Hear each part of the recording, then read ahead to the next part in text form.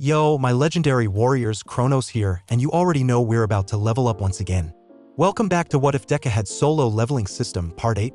Deku's power is reaching insane new heights, and things are only getting more intense. If you're here for broken power-ups, unstoppable battles, and next-level anime energy, you're in the right place. Before we jump in, hit that like button. We're setting the goal at 100 likes to drop the next part. And if you're new here, subscribe and join the Unstoppable Legends, because this series, it's only getting crazier. Big shout out to Michael Zelanka, the mastermind behind this epic concept. Go support them. Now, no more waiting, let's get into the action. Monday, second week of internships. It was a fun week for Izuku. The relationship between Izuku and Kathleen cultivated into a stronger sibling relationship. Izuku leveled 2 of his skills up, Black Whip and Infinity. To see Star go face first into the barrier in a spar was something to laugh at. Skill. Infinity leveled up from LV.1 to LV.2. Skill. Black Whip leveled up from LV.3 to LV.4. He summoned most of his shadows, and actually gave the Orb of Liberation to Tusk as he was the main heavy magic user. The magicians were technically stronger, but they were just harder to kill compared to Tusk. Now the duo was in Washington, D.C., District of Columbia. The duo took Zest and another rank hero with them. Being Monday during a school week, not many people were on the streets as compared to the traveling hours for work. This being Izuku's day off, he told the 3 others after they unpacked that he will be going to look around as he never been to this part of America. Wearing his usual glasses and a surgical mask, a normal mask like people had to use for COVID-19 on his face so he would be recognized less. Getting out of his normal black and white outfit, he got some black jeans and a green oversized hoodie. Putting some earphones in, he started to walk towards the Washington Monument. Firstly, going into an alleyway, he used his skill. Stealth, and getting a black key out, he placed it in front of the monument. The key had a spearhead on the end with 2 scythe ends on top. Item name: Truth Gate Key. Item class: Type: Key. This must be done alone. Secrets will be revealed that cannot be told to anyone. Location: in Washington Monument. Without anyone knowing, he was sucked in, and the gate closed shortly after he opened it. What he saw was darkness. Then suddenly red eyes began to be seen all around him. You have entered a gate. Torches began to illuminate around the now revealed cavern. The blue flames spaced just a meter, but higher than even Fluffy could reach. The light produced the shadows of the monsters to appear, allowing the red glowing eyes to be dimmed. Izuku could only see warriors and musicians all around him made of stone. Straight in front of him sat a large figure with a crown made up of stone. Izuku saw that next to the man sitting on the throne was a stone angel with a tablet. The hood was covered, not allowing Izuku to see its face. All the statues had some moss and cracks covering their body, but Izuku wasn't fooled to their power. It all began here. A voice was heard from all around. The greenette couldn't locate it, but stepped closer to the middle of the hall. Why can I feel it? Am I scared? Izuku thought to himself. He didn't have this feeling for a long time, but he didn't like it. These statues are not monsters or even living beings. Now he walked closer to one and saw the height difference, which was large, but he frowned. Are they merely puppets? The power that fills this room only comes from one source. Walking up to a statue, he spoke. You are the true source. Won't you say anything? The Sharingan started to spin in its base form in his eye. For some reason I feel I recognize you, but I don't know how or when. At last, you have made it this far. The statue had its eyes wide open with its mouth showing a grin that even sent shivers down Izuku's back. It continued to speak, but now the 3 pairs of its stone wings sprout out with some cracks to be heard. The 6 wings were larger than even Gabriel's own. The stone tablet started to crack. Finally, you have arrived. With that, the tablet broke into hundreds of pieces. He broke it just like that? Izuku wondered to himself, so the rules that I just read meant nothing, hey? Oh, it doesn't mean something. But now it doesn't matter. The stone angel spoke. Are you the one who called me here? Izuku asked his so-called opponent. With a creepy grin, it replied, yes. Are you a monster? He had to ask this question. That is the wrong question.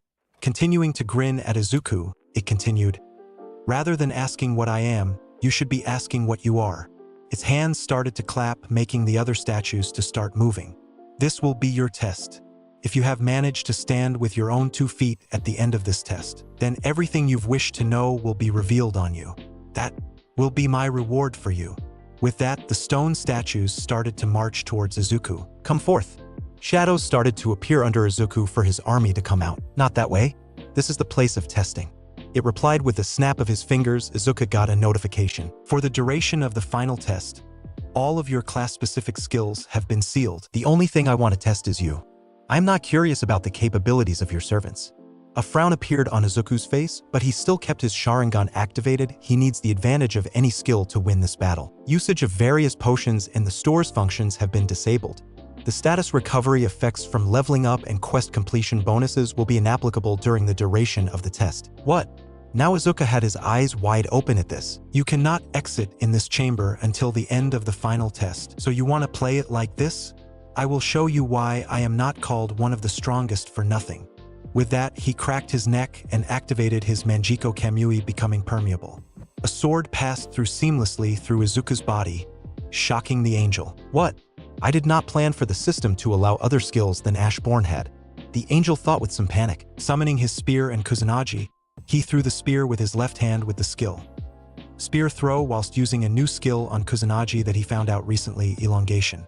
With it becoming elongated, it cut through one soldier whilst the spear crushed the head of another. Using his free hand, he caught another sword with a minor application of skill, limitless, and then crushing the sword in two.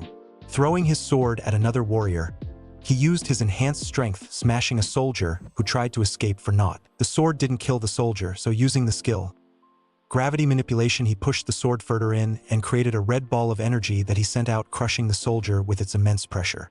Jumping away from an axe, he had to block it with his daggers, aka Vampire Killer and T-Rex dagger, in an X-shaped position so he wouldn't be wasting MP. Fuck it, with that he sent a massive wave of fire that he later got the shadows from the fire making spikes, impaling the soldiers, killing half a dozen. Bringing Black Whip, he sent two tendrils each at two opponents, making the duo smash into each other after being tied up. Using his gravity manipulation, he brought Kusanagi and the Lance of Longinus to his hands. Jumping up once again, he sent out two red balls of energy at a group of moving soldiers, destroying them. Just used 1600 more MP for those two attacks, though he still had over 25,000 MP left. Using stealth, he sneaked up upon the last embers of the stone army and using Vital Strike hit the last three soldiers, killing them. You've grown a lot in this human body. It is really great growth, but in the inside he was frowning. How did this human obtain this much strength? He is nowhere near him, but it is impressive nevertheless. But he continued, however, this was too easy for the test to even end. You like to talk? Izuku grumbled, but then his attention went towards the massive statue that was there sitting and watching over the battlefield. The height of the ceiling, a massive sweat drop appeared on Izuku's face. A white crack appeared on the angel's face.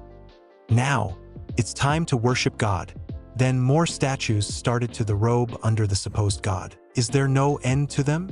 Then the eyes of the largest statue began to glow and two lasers that were centered at Izuku were shot. Using spring to get away, he was able to push some of the soldiers into the line of action where they eventually turned into nothing. Danger! Wait, what? For some reason, the warning he received allowed him to dodge a spear thrown from behind. New skill has been discovered. Skill Danger Sense LV.1 Passive, a subconscious ability, and the third gift from All Might's predecessor. It warns of the user of danger, may it be an attack to the oneself or near them. I need to deal with the giant. After a quick second, a smirk appeared. The best way to deal with a Gant is to be one yourself. Then saying out loud, Susanoo. With that, a black ethereal figure started to be present using 5000 MP. Becoming as tall as the statue, Izuku used his feet to crush the remaining minor statues and then with its hand prepared a punch that the large statue tried to block. Cracks started to appear, and with Izuku applying more pressure to the large puppet, it started to be pushed backwards. Finally, using the spear he manifested, Izuku stabbed it in the chest of his opponent and pulled it down, allowing Izuku the win over the so-called god. How? The angel thought. Izuku had other thoughts. This power, it's just a little bit, but I can feel it. I think I'm growing several times faster than normal. With false bravado, the angel stated, So you've countered my creation in such a way. Incredible. Started to clap once again. Keep your promise. Izuku stated, walking up to the angel. Ha ha ha. The test isn't over yet. Look, I'm still standing, aren't I? Stated. An emergency quest has started. I am the final test. It spread its arms apart in a come here motion, with a notification being sent towards Izuku. Your heart will stop if you do not defeat the enemy in the allotted time. Time remaining, 10 o'clock. Who the hell are you? Izuku asked with a frown on his face. Time remaining, 9:58. I told you that was a silly question. Fine, I'll answer you. Me? I am the creator of the system. This was said as the same time as a message was sent. I am the creator of the system. Are you satisfied with my answer? The angel asked whilst its face started to crumble, revealing a whiter face without the cracks from the stone. Are you satisfied with my answer? Outside at the monument in Washington, D.C., shivers were going down everyone's spines, like a sweet embrace from death itself holding its scythe to your neck. Mama, what is this feeling? A young child asked whilst trying not to freak out. Her mother is no better. I am not sure, honey. It would be better if we leave this place. With that, she picked up her girl in her arms and fast walked off with others doing the same. One of the civilians.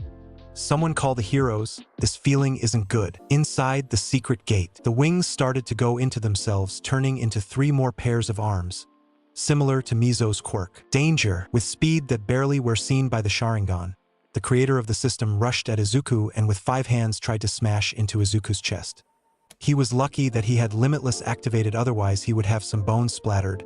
But apparently the level of the technique allowed Izuku to be pushed back a little from the force of the punch. After that, Izuku, that had Limitless still active, went into a quick hand-to-hand fight with the creator. Not wanting it to get the upper hand, he summoned Samahata and tried to get some energy out of the monster. Quickly turning Limitless off, he used some of his MP to grow trees blocking the movements of the ex-angel, with using fire manipulation to burn everything stuck in the binding embraces of the trees. Due to using a perfect Susanoo and having to use Limitless for an extended period of time, he had to resort to skills that barely need MP. Danger! Using the basic form of gravity manipulation, he pulled himself out of the way with sending some Black Whip to try and ensnare his opponent up. My, you are exceeding my expectations. Izuku used Sprint to maneuver out of the way of the creator just in time to miss an earth-shattering punch. For some reason, the red from the Sharingan started to merge with the blue of his system eyes, causing a deep purple to be emitted from his eyes. With this unexpected boost, he landed a punch in the creator's face. It doesn't matter whether you kill me or not. The answer that you will receive has already been decided. The figure stretched its arms out, with them grabbing 8 weapons from axes to swords to spears. How were you able to plan everything? And was it you who sent gates on Earth, then only keys? He then summoned his spear and the vampire killer into his hands. It wasn't me, actually. I am simply the designer of the player leveling system. My plan was perfect until that gate. The almighty creator helped you out, which my calculations didn't account for. Continued to speak. Time remaining 6:16. Danger! Let us fight to the utmost in the remaining time. The voice came from above.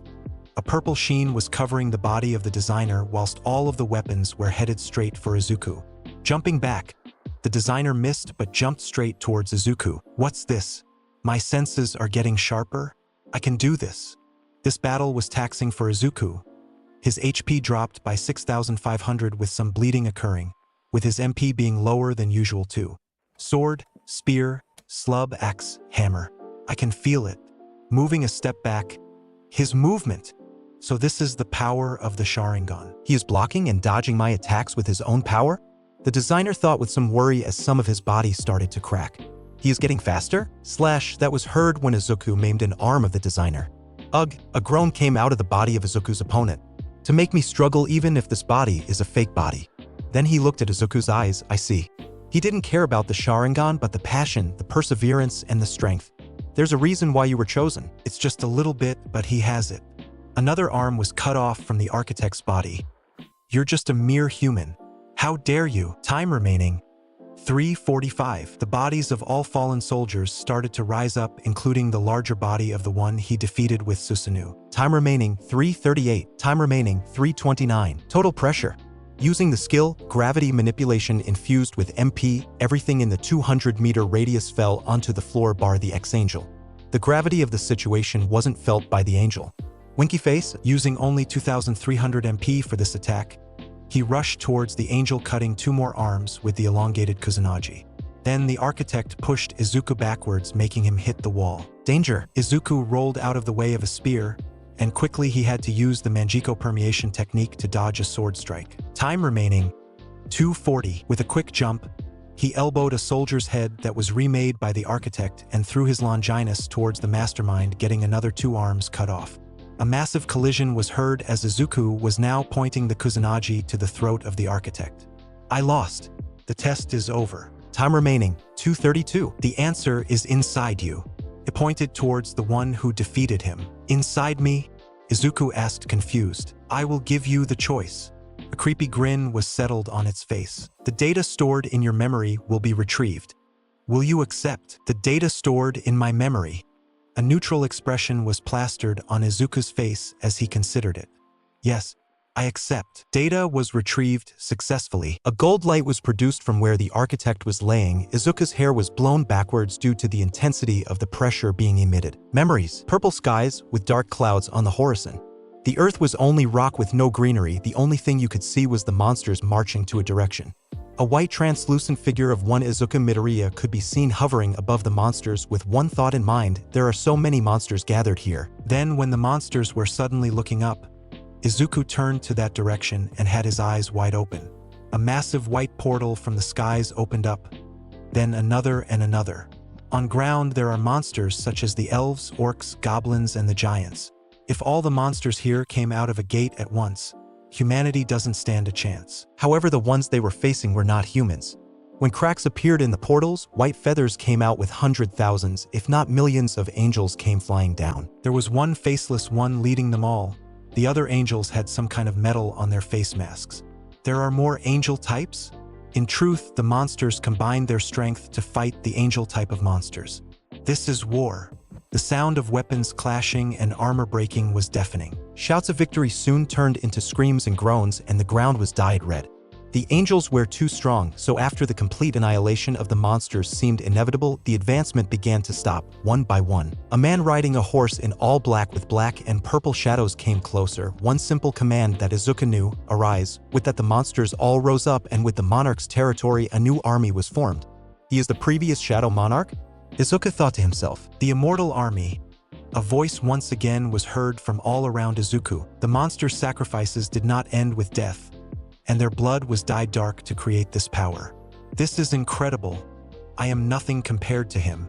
The monsters crawled out from the brink of death and rushed towards the Silver Soldiers. Both armies entwined on the battlefield, with the monsters not losing as badly as they cannot be killed, so it became a one-sided massacre. An appearance of a single individual changed the tide of this war completely. Once again the command, arise, was said. Now the angels who perished against the monsters rose up to fight against their old comrades in arms. The gravitational pull that Izuku has was seen used as the previous monarch crushed some of his enemies into paste. At the end, no angel remained, and the faceless mask went back to where it hid. Outside the gate, the authorities that came to felt the buildup of ungodly amounts of power coming from the memorial. Star and Stripe even appeared due to Izuku texting he will be near the memorial beforehand, and now she couldn't even contact him. Some of her sidekicks also came, including Zest and surprisingly the Playboy hero. Captain Celebrity, the current number 8 hero of USA, appeared too. What's this? The voice sounded from all around them, making everyone freeze and look around. I don't remember inviting humans in this area. Of course, it is an external affair after all. A blue portal the size of the tower opened up, with a figure coming outside, frightening a lot of the onlookers. Monsters can told? The monster understands human speech? A couple of Pialp asked, sweating bullets. Hush now. You'll interrupt the king's slumber. A teasing but scary grin appeared on the architect's face. He also had his finger over his mouth in a hush-hush position. King, Kathleen asked, come in if you dare. You will see the king soon awaken. With that, the monster went into the gate, confusing some of the onlookers. Where's Izuku when you need him? Kathleen asked to no one in particular. It was a surprise seeing who answered, Darling is inside already. It was Gabriel, the only shadow, that asked to go look around then stay with Izuku. Why are you not with him? Star asked, frowning. I couldn't sense Darling. Even if he is in a gate, I could usually feel him, but before now I couldn't find him. With that, Gabriel went into the gate, followed by Kathleen and Captain Celebrity. Some people shrugged and went inside. Monarch? What is he doing over there? One hero asked. They saw Izuku standing with a purple glow around him, looking down at the crater. When the people saw his eyes, they saw that he wasn't in the real world for some reason. Darling? What did you do to him? The angel asked the monster. Then a slash came from the architect, but was blocked by Gabriel's sword, not allowing anyone to be cut. You are a strong servant. You will be a fine use for the king. Gabriel just frowned hearing that. With Izuku, what he thought he could see was the previous life or the origin of power he held in the person in front. dark gray metal armor with purple tints coming from some sides. But then Izuku realized that two portals of the color of red and blue appeared. Demons? Is it the opposite side of the angels, like did they have a tower too? After the demons appeared, a large white wolf with red eyes come next. It was 3 times the height of Tusk. In front of the white wold were hordes of animal-type monsters or beasts. For some reason, the army of the white wold was standing opposite Ashbourne. "What is happening?" In the formed gate, "Gather all of your power," Star shouted.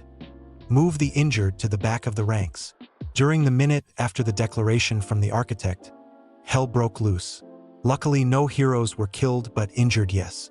It was mainly from Gabriel and Kathleen being able to slow the monster down, with Captain Celebrity helping with long-range support. Suddenly, the broken figures of the armored statues began to form with each other, forming the warriors. "Shit, the statues are coming closer." Captain shouted to everyone, "I will give you all a chance to watch the glorious king's birth." The architect spoke whilst the large figure of the throne statue stood up ready to attack. "Which will be when all of my puppets have been destroyed. This is also provided any of you are still alive by then." A grin appeared on the largest statue with its eyes beginning to glow. "Everyone dodge," Kathleen shouted. With that, they tried to move, but with Gabriel's protection spell Guardian Mirror, most of the death rays were sent to another direction. Whilst that was happening, Zest tried to punch one of the statues, but nothing happened. "It's stronger than I thought. These bastard. Their physical resistance is normal," one of the elemental heroes shouted. "Everyone be careful." Kathleen barely smashed one statue in pieces. "I gave a lot of power into that attack. It barely broke." The only shadow produced thousands of light rays above her and started to shoot down the stone statues, including the architect. Some of the statues crumbled once again and some were maimed, but it only gave a couple of seconds for a breather. It was another minute where all but Gabriel started to become more and more tired. "I hate to say it, but we will need Bro to help us. I cannot put more strain into my muscles," Kathleen thought as she still saw Izuku's body standing in front of a crater. "Is he under some control?" Zest thought, but in a mutter she said, "We need you awake." With that, she sent a stone boulder at Izuku but was blocked by the architect himself. "You dare attempt to interrupt the king's slumber?" the statue said to them. "Zest, get darling awake. I will use my full power to keep the statue at bay." Gabriel's voice sounded out, but a little different. Her true form that can access their full power was shown, but with a minor illusion no one saw it properly. The 12 wings spread wide with a sword in one hand, ready to fight for her darling. "Zest, get darling awake. I will use my full power to keep the statue at bay." Gabriel's voice sounded out, but a little different. Her true form that can access their full power was shown, but with a minor illusion no one saw it properly. The 12 wings spread wide with a sword in one hand, ready to fight for her darling. Present, if anyone could see Gabriel, she had a blank mask on with white and black robes with some metal protection. Her wings had gotten a small metallic tint to them, and the power she was producing was of a national-level opponent. Pushing herself off the ground, she collided with the architect, cracking some of his arms. Zest rushed closer and closer to Izuku, reaching her hand out. With Izuku's memories, why are the monsters fighting against the shadows? That was the thought he had. It seemed to him that Ashbourne had enemies on all sides. The shadows keep resurrecting even after being torn apart like that. If it were my current self, the magic would have killed me. Izuku couldn't even feel the power coming from Ashbourne. That is how powerful that man is. Internal conflict of some sort? Then he heard Ashbourne speak to the leader of the defeated side. "We could have ended the fighting today. Why have you chosen to betray me?" An ugly smirk appeared in the opponent's face. "What a waste. I could have ended you." I asked why. Ashbourne had his eyes narrowed, looking straight into the other person's soul. "Ha ha, Wingdings." Ashbourne quirked an eyebrow. "Wingdings." Getting pissed, he used his gravity power to catch the opponent's neck. The final word that came out of the soon-to-be dead opponent was "Wingdings." Then death came to Ashbourne's enemy. For some reason, Izuku's point of view changed to Ashbourne's. Huh? How? Why didn't I notice until now? Then Izuku's hand slowly moved to his chest. That is where some kind of beating was occurring. Izuku then looked back to see 4 angel-type figures. The recalled data has finished. In the gate. "You were fun to play with, very fun," Architect complimented Gabriel. Then, as he thought Zest would go to Izuku, she turned back and placed her hands of the floor, making pillars of earth shoot at the architect, nearly crushing the monster. "A puny trick? When will you finish already? Humans are no fun. No fun at all. My design predicts and responds to any result. Star was just catching a breath as she produced a vacuum area in front of her, trying to affect the monster, but to no avail. These small attacks have no chance of breaking my design. Zest took this chance to actually try and wake up Izuku that the monster was fast enough to catch her even if the distance to Izuku was around 2 meters. Luckily for Zest, she was able to jump away from the arm that descended upon her. You're pretty good, avoiding it all. Then his eyes widen as something more shadows. So the king assigned a soldier to her? How did this one find this place ignoring Gabriel's presence? Then looking at Zest closely, what is your relationship with Izuku Midoriya? Friends. She spoke whilst wiping some blood of her face. We are friends. I'm here to save Izuku. Was that not the king's intention? Fine, I will give you a chance. Today, one if the great monarchs is going to descend upon this world. Izuku's aura started to grow every second. Purple wisps of energy started to leak from his body. I will give you the chance to witness this glorious scene. But for everyone else, it was chaos for them. Especially Gabriel taking the front of the attack with Star and Captain Celebrity. They will all die where they stand. According to whom? A voice spoke out. The architect looked questioning. Then a powerful fist of energy ended upon the architect's face. What did you do to my body? Purple smoke came out of Izuku's body, with his eyes having a deeper purple in them, with an occasional ring or two being seen. Everyone had their eyes widen at Izuku, but most of them had smiles seeing that they will live another day. Izuku was crushing the architect's face under his foot. You're not the king. How could you stand in that place instead of the king? How can you maintain your ego while having a black heart? The architect asked. Black heart? Is this incredible magic thanks to this heart? Izuku thought to himself. The conditions have been met. You have remembered how to defeat both heavenly and demonic armies. The power has acknowledged you as its owner. Effect, Black Heart plus 100,000 MP. MP. 131,310. It is obvious from his reaction that he didn't mean to bring out the Black Heart. And the Black Heart is supposed to make me stronger. The data he recalled didn't answer my questions. I still haven't heard everything. Then, with a slight narrowing of his eyes, you said you were opposed to choosing me as a player? But what exactly is a player? What were your intentions? No. Shadow Monarch, you. Do you think the other monarchs will just stand by and watch? Architect shouted. The only response was Izuku summoning all his weapons and pointing them at the architect with his gravity powers on full display. Just answer my questions. Ha ha ha. It wasn't supposed to turn out this way. I think I know why you were chosen. The other people in the gate looked around at the statues. Ah, what? The statues. Then someone spoke. The statues that were still are starting to move. Ha, if you kill me, no one will be able to stop my puppets. Will you still kill me? The confidence in Architect returned, but what Izuku said next shattered that belief. What if I kill you first, and then your puppets? If you kill the creator of the system, I could go back to being a quirkless person, huh? I've thought enough about that too. But even if the system's creator disappears, the system that's already been created won't fall apart. Architect's eyes widened at what he was seeing. The system has blocked the creator's ashes. The system has blocked the creator's ashes. The system has blocked the creator's ashes. The system has blocked the creator's ashes. How can the system? This was bad news for the system's creator, as no, he has no control over it. Yes, I've thought about that too. I said I'll devour the system, but it seems that your design had flaws. No, you! It screeched, but all of the weapons started to slash, stab, and skin the architect. Prediction? No, the prophecy. When the pillars of fire are built the heavens, an inevitable death shall find you. Of course. With that, the architect died, outside of Washington Memorial. They have been there for over an hour. A B-rank hero stated. Just what happened there? A policeman asked. Then a group started to get out of the portal. Before Gabriel left, she kissed Izuku's cheek and went into his shadow. Can you help us? A lot of us are injured. Star asked to the medic team that was there on standby. Injured? Yes. Yes, of course, some officers said. The system that Architect built is gone, but now the system is under my ownership. And I still don't have all of the questions answered. Izuku thought as he walked out of the portal with his shirt pretty cut up and bleeding from his head a little. 60% of the top-ranked heroes are injured, some nearly on their deathbeds. Luckily, our staff are healing them up. If this was a dungeon break, the extent of the damage would be unimaginable. Star spoke to Izuku, And you tried to stop this all alone? Luckily no one died. But I still must become stronger, so this won't happen to anyone close to me. Then Izuku spoke to his boss for the 3 weeks. I only survived thanks to your guys' help. We are lucky no one died here. Kathleen nodded. It was surprisingly Gabriel who made that no one died here. But how did you find this particular gate? Sighing, Izuku explained, the dungeon, it summoned me here. It summoned you here?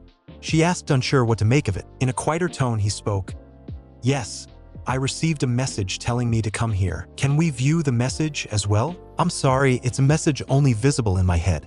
Izuku explained. Kath just sweat dropped. He isn't lying, or doesn't seem to at least. Zest came over and asked, are you alright?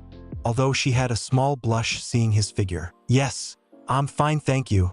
No, maybe just a little tired. Monarch. Some voices were heard around the plaza as Izuku fell, but luckily Star caught him. 3 days later, opening his eyes, Izuku felt something next to him and moving his head he saw Gabriel hugging him. Is this a hospital? He asked whilst looking around. Darling, Gabriel said when she felt Izuku moving around. Izuku gave her a smile which she just jumped on him and gave a kiss to Izuku. I missed you. Thank you Tenchi. Izuku continued hugging her. Anything interesting happened? Except the news about the gate 3 days ago. Then nothing. Gabriel answered, not telling him about the waves of messages Izuku received. Sadly, she had to answer to her rival and her darling's other girlfriend who was worried. The anger on Rumi's face after Gabriel mocked her during the phone call was hilarious to be seen. So I was asleep for 3 whole days? Izuku asked, knowing the answer. I was worried sick darling, Gabriel muttered, pushing herself on Izuku whilst hugging him. 3 days. Seems like the mental fatigue had accumulated a lot. I also didn't rest for a long while too. Also on top of that, I can't get the scene of what the architect showed me out of my head. Getting his head in the game, he asked, what about the others and Star? Well, they were treated by myself after you became conscious. Other than that, most of them are on leave for a small period of time. Izuku nodded to the explanation. 30 minutes, a nurse came in and gave Izuku breakfast. After that, she notified Star, who sped towards Izuku's room. Kathleen nearly broke in the door and crushed Izuku in an embrace. He just patted her back and had some small talk. You feeling better? Yeah, I think I needed the rest. Now I am ready for action. Kath just shook her head. Today, you will continue to rest. We have 3 days left in Washington, D.C., and we will be patrolling and closing some gates, but that will be it. Nothing to strain us. Chuckling, Izuku nodded. Kathleen left soon after to do some paperwork, whilst during the day Izuku got out of the room and conversed with other members of the raid, thanking them. Next day, we will be doing a B rank gate. With the both of us, it should be easy. Kathleen explained. 10 minutes later, the blue gate turned red with only the 2 inside. Izuku gave her a deadpan expression. I jinxed it, didn't I? Sighing, Izuku cracked his back, ready for some action. At least I can use my shadows for this gate. On the outside, for fuck's sake, Star. You jinxed it, and now it's an S-rank gate. One of the government workers shouted, causing others to sweat drop. They should be fine, right? Zest asked. One of the sidekicks spoke. Monarch and Star and Stripe will be fine. What will an S-rank gate do to them when both don't need to look out for any casualties? The realization made them all sweat. This could really go really well or to hell, just in they knew. Inside the gate, you have entered a gate. Feeling the energy around the Mizuka side. So S-rank red gate. The last one was around low to mid-S. I wonder what strong opponents will be here. Star just looked at Izuku. Yeah, my luck is shit. So this is a red gate. A proper wasteland, heh. Izuku just nodded. Looking around, it seems to be a wasteland. Fires from buildings with lava spraying out from different locations. So, let's get the boss and get out. Otherwise, we will spend days here. Isn't a day here an hour outside? Izuku just nodded. The duo walked for 20 minutes until a group of unidentifiable monsters came close to them. They all wore black garbs that hid their appearance from the world. They all carried some kind of weapon and had an aura of an A-rank monster, but their color was light gray in Izuku's eyes. Protectors of Limbo. So the Protectors of Limbo are here? Then I guess we are in the 8 circles of hell, with the first being Limbo. Izuku spoke out loud, shocking Kathleen. What happened was them rushing towards them to attack. Bad for them, as dealing with 2 national rank heroes was a hard job to accomplish. Star took out 13 whilst Izuku took 12. But when Izuku tried to make them arise, a notification was sent. You cannot save the shadows. The energy they are producing is corrosive. I guess I can't make them into my shadows. Oh well, come forth. With that, the shadows got out of Izuku's shadow and bowed to him, smiling at them, clear the path for the second circle. Kath just shook her head. With his army, it would be as easy as cutting a pie. Oh shit. I jinxed it. They continued to walk with them, dealing with more and more protectors of Limbo. Even if they were an A-rank monster, their teamwork could easily take down a S-rank hero. It was just some time later when they would be able to see a light at the end of the tunnel, otherwise known as the first circle of hell. I don't think anyone would survive this bar. National ranked, Star commented as she punched a face-off from one. Izuku nodded and used his black whip to make two of them hit each other, allowing a shadow to smash them into pieces. The thing he now is realizing is that Igris is far away from them, using the full possibility of his sword. This made Izuku's eyes widen. His spear gives an extra plus 200 against God's enemies, so devils. Like with Igris and his side effect cleansing, he can cut through hordes of monsters at a time. Igris was 6th strongest shadow in his army, and if you would ask the shadow, he would prefer to be near his liege's side. So it was slowly but surely leveling up at a faster rate than Baruka to hopefully overtake the Pain and Toby duo. The 8th cycle of hell, the first is Limbo, the next is the Circle of Lust. And so with them being able to find the entrance to the next level, the duo with the shadows saw tornadoes made of fire all around them with devils flying around. Those devils, both female and male, barely had any skin coverage, only hiding their private areas but were of a S-rank strength. Devil of Lust. Izuku is keeping the system and now is in a red gate. I hope you enjoyed this chapter. Quick news, tomorrow there will be a notification chapter, so anyone who can't remember how the weapons that Izuku used look like will be posted. Other than that, the next chapter is in 2 days. Now I will occasionally add an omake. It is just extra, but I want them to be random collection of Izuku moments.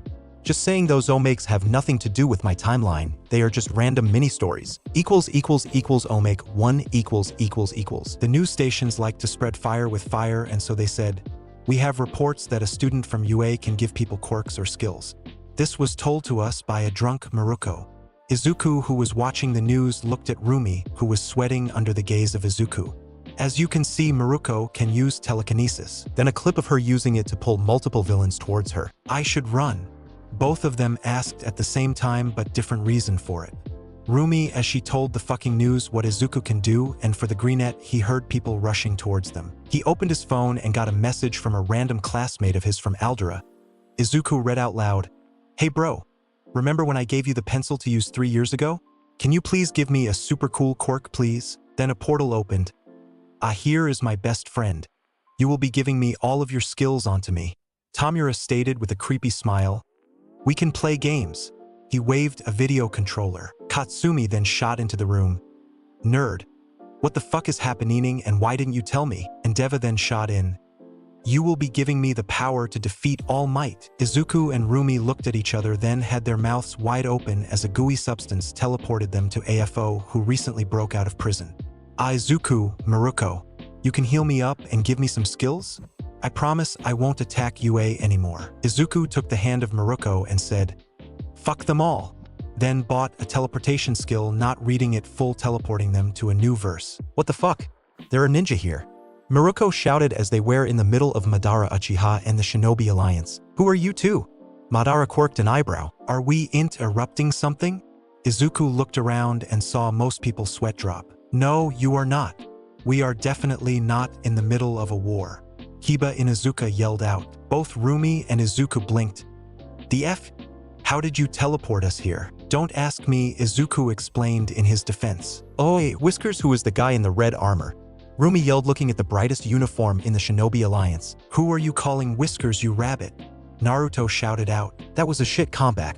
Izuku spoke out loud. "I agree with you. What is your name?" Madara asked from the top of the hill. "I am Izuku and this is my girlfriend Rumi." "Who may you be?" "I am the ghost of the Uchiha, Madara Uchiha." He then showed the red eyes that Izuku owned too. "You also have those eyes, cool." Izuku spoke in fascination, showing his own red eyes, aka the Sharingan. "Why don't you two join me? I want to create a world without wars, suffering, but the guys in front of me don't want to do the same." Madara explained, "Another pair of Sharingan and strong people wouldn't hurt." Naruto then shouted, "We want peace, but why are we fighting again?" He rubbed the back of his head sheepishly. Sakura just bashed his head. "Is so you won't have that fox ripped out of you and then they will have all of the bijou." Izuku and Rumi looked at each other, then at Madara. "We are in. I need to fight the bijou anyways, so when you get them out, can I fight against them?" That is what the key for the Bijou Gate said. Madara had his mouth wide open. It was simple getting 2 strong people to his side. I will be making them go into one, so a 10-tailed. After we do that, you can fight me, who will have the 10 tails inside of. Sure thing. I cannot wait to dance. Izuku and Madara had the same smirks. Oh, but first, come forth. The next thing made a lot of the shinobi piss their pants, and Madara to be glad that they are with him. Shit Tone of Shadows was all against the Shinobi Alliance. 20 minutes later, okay, now we have the 9 and 8 tails. It was simple. Looking behind, everyone was defeated with ease. Madara just nodded. It was a fun day being Rumi and Izuku. Madara got his wish to fight someone strong, and now Izuku and Rumi are discovering the different universes. Devil of Lust. With that, the duo with the Shadow Army clashed. More shadows needed to be reformed, but at the same time a lot of devils were being taken down. The main weapon of the Lust Devils against humans was their main ability, Lust. They had the ability of making the humans become attracted to them, making the devils have full control over the humans. This was something that the system couldn't protect Izuku fully. Star was using one of the slots of New Order to become resistant to this power. Damn it. Why am I wanting to be attracted to them? Izuku muttered. I have the same problem. This is really getting on my nerves. Kath grumbled to herself. Ignoring the physical strength and the might of their weapon style, the duo had to concentrate whilst ignoring the lustful urges. Luckily, the shadows stepped in, especially a pissed of Gabriel that wanted to smash some heads of what they are doing to her lover and liege. It was another minute when that group was cut. Literally, Igris was pissed for some reason and used a blast of power with Michael's longsword and cut them in 2. Skill, hand-to-hand combat leveled up from LV.3 to LV.4. Smiling at his progress with his hand-to-hand, Izuku continued to walk forward. Whilst the USA visit seems to be hectic, he was learning about running an agency properly. This was good, as he may be planning on opening an agency with Rumi in the future. More Devils of Lust appeared, with them being defeated soundly by Izuku's shadows, but it also helped that both Kathleen and himself are slowly getting resistant to the lustful urges. It was over 7 hours when they found their way to the next circle of hell. Now the duo were resting before they could enter the next circle. Both drank some water and had a light meal that Izuku produced. Neither of them were tired, so they decided to finish the 3rd circle of hell before they went to sleep. So you are saying that a lot of dungeon breaks are occurring due to the shortage of heroes? Star just sighed and nodded. Most of them are happening in secluded areas where the monsters wander and kill the humans. Island is in the process of developing a way to locate gates around the world. But how did you do it before South Korea announced it? Before the S-rank gate, there were not that many in the world. It was pretty simple, and most of them were D-ranks gates, so I could send one of my stronger shadows. I mostly dealt with the higher ranks, but occasionally went into the lower ranked, Izuku explained. Although I feel bad about Vladimir, Russia has a lot of unoccupied and gates like to spawn and break. Russia will have a monster forest from the seams of it. Not only Russia, Brazil, and other countries that have a lot of landmass, but the number of heroes are low. Izuku just nodded to the explanation. It also sucks that over 15 million people died from the gate break already. That was a sad fact. Due to the hero shortage, the civilians are now also able to help in lower ranked gates, but it was sometimes not enough. Imagine the number of casualties if you haven't helped. The gate readers, especially if you haven't given them out, then a lot of heroes would have died. Izuku just nodded once again whilst sitting on a rock looking at the dark sky of hell. Yeah. The sky had a purple tint to it, and the stars are shining brighter even compared to the secluded mountain in Canada he had a date on. Good night, the shadows will be keeping us safe. With that, Izuku took out his sleeping bag whilst giving a larger one to Star and fell asleep. Next gate day. Izuku woke up, blinking the sleep away. He saw a notification that surprised him greatly. You leveled up. He also now saw that per level his HP rises 250 then 200 whilst his MP rises by 60.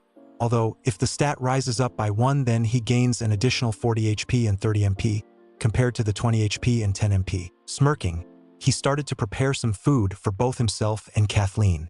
Another 30 minutes passed until the both of them continued towards the 3rd circle of hell, named the Circle of Gluttony. Of course, with that they found devils, but had a rounder appearance with mostly clubs and shields. Devil of Gluttony. They were easy to defeat, but they did have a nullification of some sort. Baru was going crazy, gaining more physical nullification from it. The Angel Squad were acting happier, especially Gabriel, Raphael, Uriel, and Sadkiel.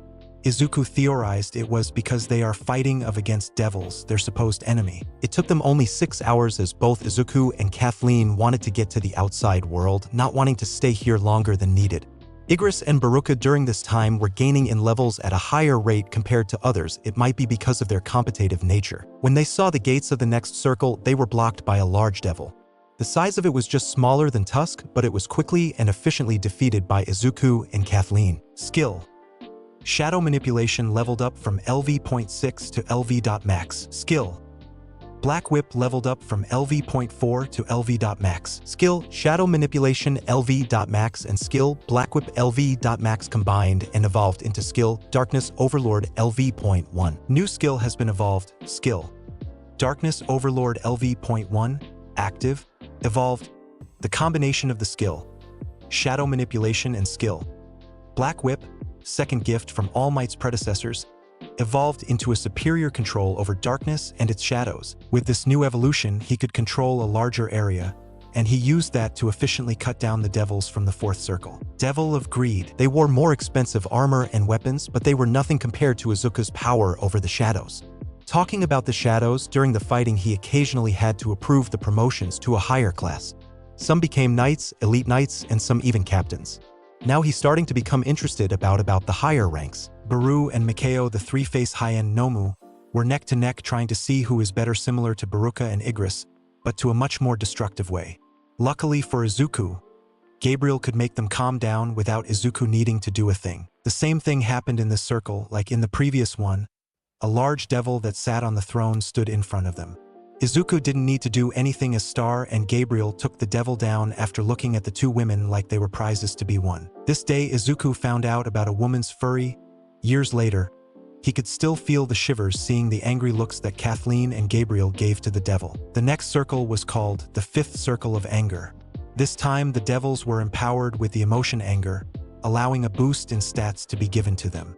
Their names only became a dark gray, but nothing too serious, completely ignoring that this was an S-rank gate and that multiple S-rank Hurios could have been easily killed here. Devil of Anger. Izuku was still annoyed that he couldn't make any of the fallen devils into his shadows, but ignored it as he knew that sometimes quality is better than quantity. The devils had a reddish tint to their skin, and their black bat-like wings had red veins going through them whenever they used the skill Power of Anger. Now, after defeating the large red devil again with ease, the duo decided to make it a day. It was a surprise that they finished 3 circles of in a day, but it was to no surprise when one had over 500 shadows with 2 national ranked heroes. The Monarch was mostly ignoring the notifications as he had fun talking to Gabriel and Star during the time they were killing of the devils. So now checking, he was surprised that one of his skills gone up. Skill Fire Manipulation leveled up from LV.3 to LV.4. During the fighting though, Izuku had exchanged the Rocket Gauntlet C rank that was one of his first armor into A rank Gauntlet. Devil's Gauntlet, Item Class, A-Type, Gauntlet Attack, plus 80 Defense, 6% Gauntlet that can cover your right hand. It is perfect for attacks and defense. It grants the user the power to use their anger to create a 30% stronger punch. Can be equipped, stored, or sold. Effect Devil's Punch. When angered, the user can enhance their punch by 30%. It was a red gauntlet with some minor claws but had a green gemstone on the dorsal side, other side of the palm. With that, the lowest armor he had were B ranked. He could invest in a higher set, but that is a plan for later. Kathleen was in all honesty treating this as a vacation where she could relax and get some of her pent-up frustration out. She could go all out, and even Izuku had to admit she would be hard to beat all because of her quirk. Now resting up, she reflected the change in her life after meeting Izuku. From the assignment from the government to get him to work for USA, which was partially done, to being interned under her for 3 weeks, then occasionally after that. Kathleen had a smile before she went to sleep. Izuku was like a brother to her, and she would protect him even if he didn't need to. That is what big sisters are for. Next gate day. They had 4 more circles to complete, and so far Kathleen's prediction wasn't coming, but once again, we all know that writers love messing with their subjects. So the 6th circle of Heresy. Devil of Heresy. Those devils had cloaks on them, and elemental attacks up to low S rank didn't work, but shadow attacks surprisingly worked. Now this time both Kathleen and Izuku started to use their flying abilities to train aerial combat. With Izuku only spending 1 MP per second to fly with the skill, Flight, he quickly leveled up that skill to LV.3, allowing him to fly and maneuver faster in the air. Although the cost was there still, but he didn't mind using 60 MP per minute, or the 14,000 MP for the 4 hours, but in reality he used around 12,000 MP due to his high magician's ring regenerating 10 MP per minute. Skill Flight leveled up from LV.1 to LV.2. Skill Flight leveled up from LV.2 to LV.3. You could see that, with that amount of MP usage, that he would have leveled up that skill. The final mini-boss was a devil, although Gabriel took it down due to her going forward with a group of shadows. The third last circle, the 7th circle Violence, Izuku decided to try and improve his passive skills. From getting caught in a fire multiple times, much to the anger of Gabriel, and start fighting hand-to-hand with devils who were high with violence and using Samahata to skin some of the devils off. Devil of Violence. The spear was used to make a circle with the use of skill. Spear throw to the mini-boss level devil who had master control of demolishing their surroundings. During the 5 hours, only his skill hand-to-hand expert level increased. Izuku was wondering if all of his skills had an experience bar to show how much experience he needs at leveling a skill up. Skill, hand-to-hand expert leveled up from LV.2 to LV.3. Now the duo were resting for lunch. Hi Izuku, what did you mean by the gate was calling for you before? Should I tell her or not? Fuck it. Izuku stared straight into the eyes of Star and spoke. What I will tell you needs to be kept secret. After receiving a nod from her, Izuku continued, only Nizu, Aizawa-sensei, All Might, a detective, my girlfriend's roomie otherwise known as Miruko, and Nijire know, finally 3 friends Shoko, Heiin, and Katsumi. With that, he explained from All Might punching him to awakening it and the truth about the gates and his shock about the one in South Korea. Izuku told her that Gabriel is one of his girlfriends too. It was quite a shock for Kathleen, but she only had respect for Izuku. I won't lie, but I can't remember if I said if Heiin and Shoko know about the system, so now they know. No one knows about the extra skill ability bar Rumi, Nijire, and Nizu though. They continued towards the 8th circle, the circle of frauds. The devils looked friendly at the beginning but soon shown their true colors by trying to kill them. Devil of Fraud. Those devils acted like assassins. They worked in pairs and took the duo 8 hours to finally complete this circle due to monsters failing in ambushing the duo. A surprise was when Gabriel came to Izuku asking for a promotion. He of course accepted, and now he had a general. Gabriel LV.1 General. Seraphim. Now with the rise of power, Gabriel was the undisputed second in command in the army, earning the rank of a general. She also received a hug and a kiss from Izuku, which she enjoyed a lot. You have unlocked a new rank. You have only unlocked 6 ranks: normal, elite, and knight, elite, knight, captain, general, normal. Their strength is C rank. Their level cap is LV.10, then you need to upgrade them manually. Elite. Their strength is B rank. Their level cap is LV.20, then you need to upgrade them manually. Knight. Their strength is a rank. Their level cap is LV.30, then you need to upgrade them manually. Elite Knight. Their strength is low to mid S rank. Their level cap is 40, then you need to upgrade them manually. Captain. Their strength is high S rank to low national level. Their level cap is 50, then you need to upgrade them manually. General. Their strength is mid to high national level. Their level cap is 60, then you need to upgrade them manually. Deciding it to be better for them to rest up, as they aren't mentally tired yet. They had some late night dinner and after 30 minutes got ready to conquer the last circle of hell. Last circle. It was freezing, ice all around them, much to their shock. They expected it to be hotter than the other floors, but it wasn't true. Like fate liked to fuck with people. Kathleen was cursing under her breath after seeing their lone opponent. Demon King Baron. Izuku had his eyes open slightly, seeing the same monster he thought that Ashbourne killed. This time it was a demon, not a devil, who was riding on top of a dragon-type monster. Kaizelin the Wyvern. Oh, that is a wyvern. I wonder if my wish of having a shadow that I can fly on can actually happen. Izuku thought with miniature stars in his eyes, forgetting that he could teleport to a place in 3 ways: Kamui/Shadow Exchange/Kaki's power, or even fly with his skill. The name was appearing orange for Baron whilst gray for the Wyvern. In the corner of his eye he could see Kathleen gulp, but got prepared anyways. Demon King Baron is using the skill, Hell's Army. Dozens of black framed portals with a purple smoke emanating from the center. Devil soldiers have been summoned. Devil soldiers have been summoned. Devil soldiers have been summoned. Then hundreds, thousands of devils started to appear from all around them, having any name of the devil of lust to devil of greed and so on. All of them are low S rank, and there are a couple of thousand of them. We are lucky we have Izuku's army, as I am not made for a group fight. Kathleen thought and got her sword out. After the system gate with Izuku, she realized that she needed a new way to fight the monsters. For villains it was simple, but there are less of the villains nowadays. Just from a glance, I can see more than 1,000 devils. Izuku looked around. Only Gabriel was standing behind the human duo whilst every shadow of Izuku's was in his shadow. The devils started to rush from all around Izuku. Kathleen muttered, "Wait." They continued to come closer, not yet. Then a large black circle started to spread out from Izuku. Skill, domain of the Monarch, and with that skill used he shouted, "Come forth." Every devil in the circle was cut down to pieces in the blink of an eye from the surprise attack of the shadows. Wow! Star could only mutter in awe. Fluffy, Tusk, the scorpions, and other large shadows appeared and started taking down the larger of the devils. Once again Igris was competing with Baruka, but due to Pain's almighty push 1/3 of the army was no more. Tusk is using skill, Hymn of Combustion. A magic Surlcy appeared in front of Tusk, and with the Orb of Liberation in his hand, another part of the devil army was burnt. Suddenly Baron started to have his eyes glow red and what seemed to be electricity coming out of its mouth. He shot the electricity up in the air whilst still riding the wyvern. A lightning storm appeared, breaking a lot of the ice and some shadows in the process. It is no ordinary lightning, Izuku thought to himself as he started Get Rid of Star's buff. Status effect has been removed due to effect of immunity. The purple-tinted shadows continued to take the army down, but in a more subdued way whilst Izuku was off to fight Baron. Taking his Kusanagi and Vampire Killer, he was ready to take a wing of the wyvern, but Baron's blade was barely holding Izuku from cutting it. Using skill, Flight, he hovered a little away from the Demon King. Using skill, Fire Manipulation on his Kusanagi, he slashed again, cutting the sword by 1/3.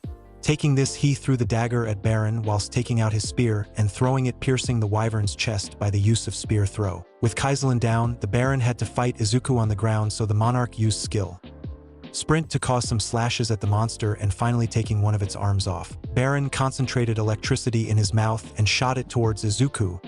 Getting the notification from his danger sense, he jumped away. He took the close combat route, but once again Baron shot electricity at him, but thanks to Tusk with his fire magic, it was deflected. Star and Stripe during this time was dealing with the grunts that could take a S-rank hero down. She looked over at Izuku and just shook her head, seeing him just playing with his opponent. Izuku gets serious. When he heard that, Izuku just smirked, using skill Bloodlust. With the pressure caused by his gravity manipulation, he could see that Baron was barely standing. Using his sprint ability and infusing his sword with fire manipulation, with activating his Sharingan, Star could see the power emanating from him when he was going full out, but was shocked when Izuku's power output still continued to grow. The Greenette used Darkness Overlord to make shadow whips, and now activating his Manjiko, he showed the Susanoo with the darkness coming out of it in waves. Finally, to make it an overkill, he had both blue and red to the sides of him, hovering lazily. Now Star understood Izuku's power. It large and the size of him made her neck hurt. Baron on the other hand was sweating, so with a point with a finder, the Susanoo spear was lit on fire, and with all of his power thrusted it to Baron, who exploded in a million pieces. Then he was burnt to the crisp and finally turned into nothing from the red and blue attack. Kathleen had her mouth wide open seeing this. "You leveled up? You defeated Demon King Baron. That was probably overkill." With that, the shadows started to collect the devil corpses so he could earn some gold, but then saw an item. Discovered item: Demon King's long sword. Darling, Izuku heard from a distance and smiled, then sweat dropped seeing his girlfriend bringing the wyvern's core to him. "Thanks, Tenchi." A proud smile was on his face, causing a slight blush to appear on the angel's face. "Arise." The shadow of the wyvern started to come out, all black with blue underbelly, claws, horns, eyes, and bottom of its wings. "I can never get enough of you doing this," Kathleen commented. "Choose a name for the soldier. Was it Wyvern Kaizelian? Karkalin? What was its name again?" Kaisel." With that, the shadow's name changed into Kaisel, and then a mighty roar was produced from the wyvern's mouth. Looking around, he stated, "Great work, everyone. If anyone needs a promotion, please come forth." After promoting some of his soldiers, he took Star's shoulder and used Kamui to get out of the gate in front of where it used to stand. Kaisel LV.1 Elite Knight, now outside. It was a couple of hours for the people to wait, and then suddenly Izuku and Kathleen swirled into existence. Quickly deactivating the Sharingan, he waved at them. "Yo." Kathleen shook her head and quickly talked to Zest and the others there who were worried for the duo. Izuku quickly looked over his shadows level and was pleased. He was still surprised at the growth of Gabriel, but shook his head.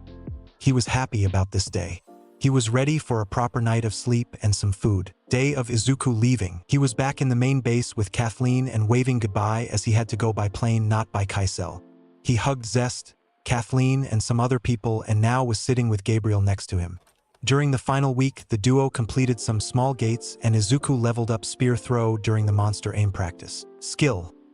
Spear throw leveled up from LV.5 to LV.6. After the couple-hour flight, the moment Izuku got out of the plane, he was tackled by two figures.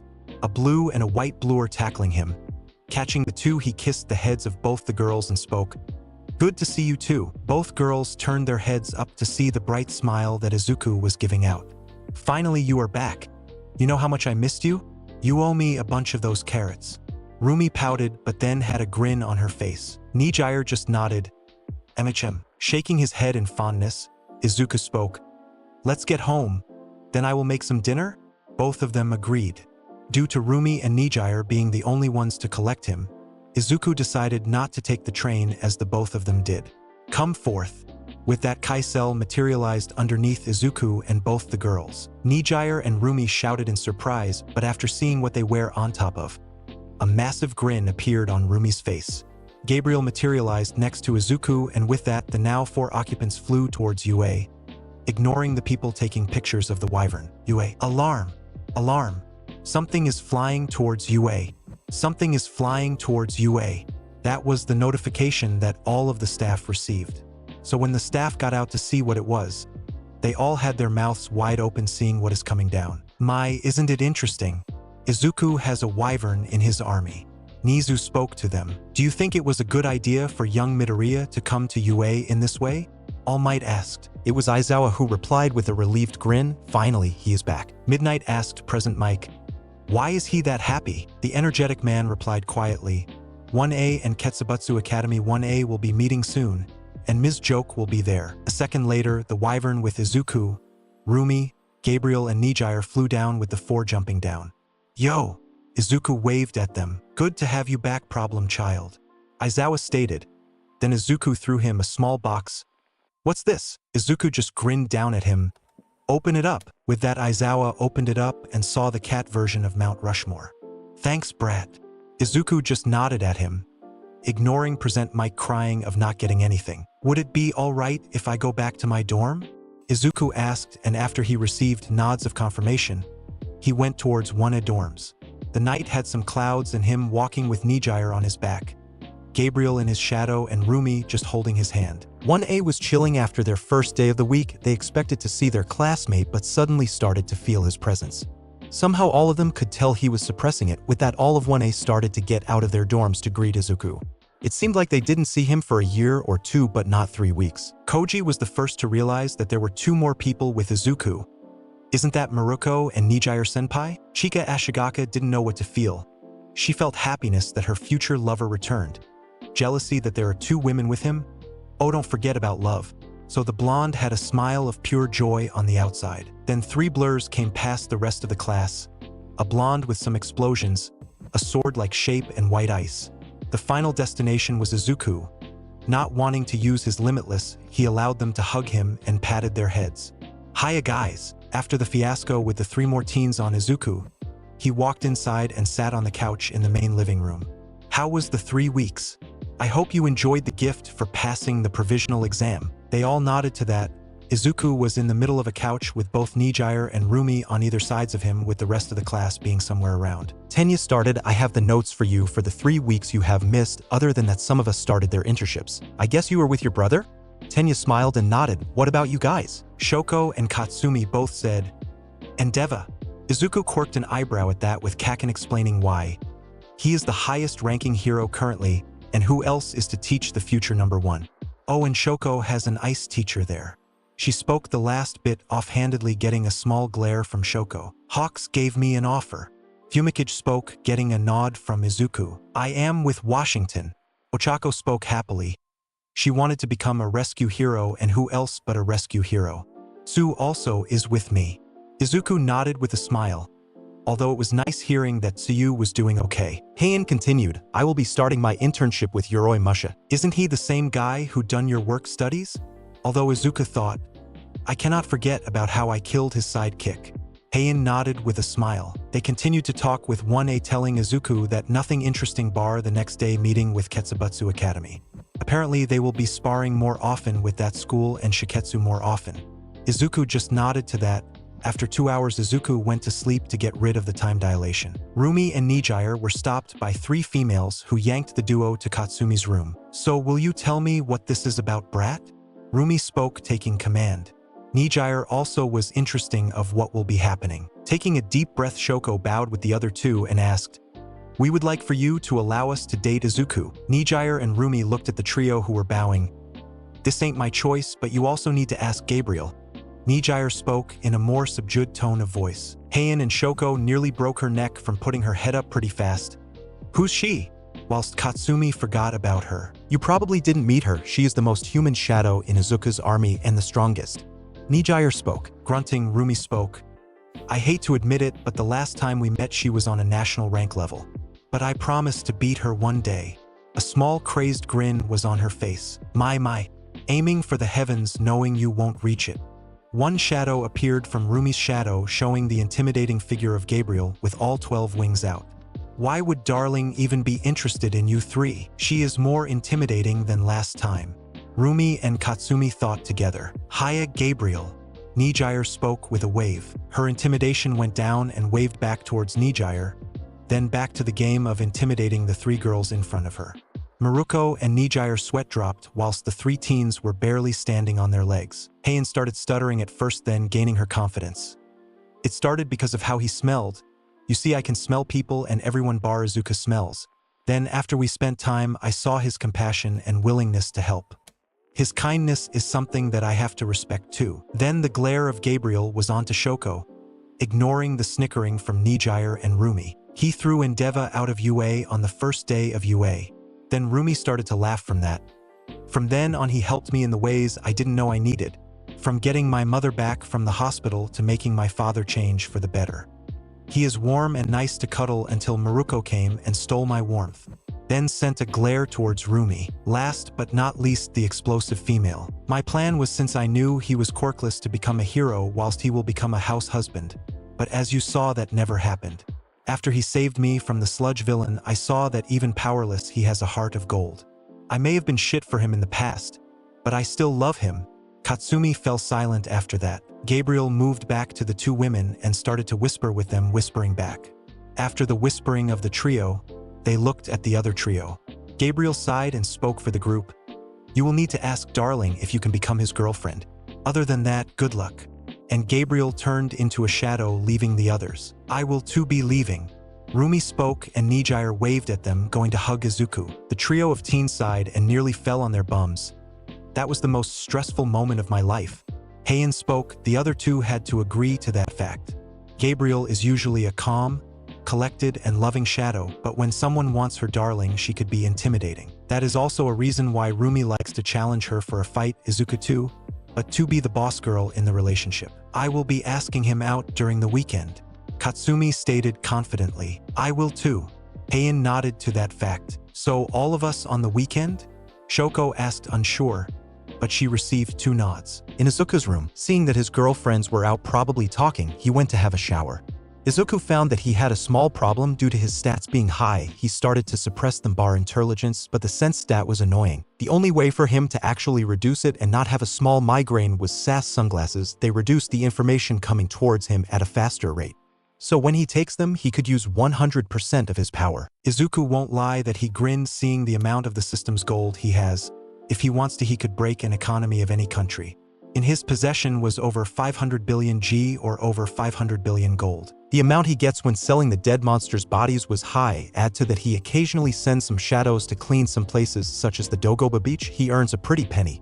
It is also why the news was going about the mysterious disappearance of one of the largest ocean floating dumps that was gone. During the last week of being in USA, he sent out over 100 shadows to clean up some of the ocean, and they did a beautiful job. Now the ocean was cleaner and he earned some money. Remembering the last week of being in the States was something that he was happy about.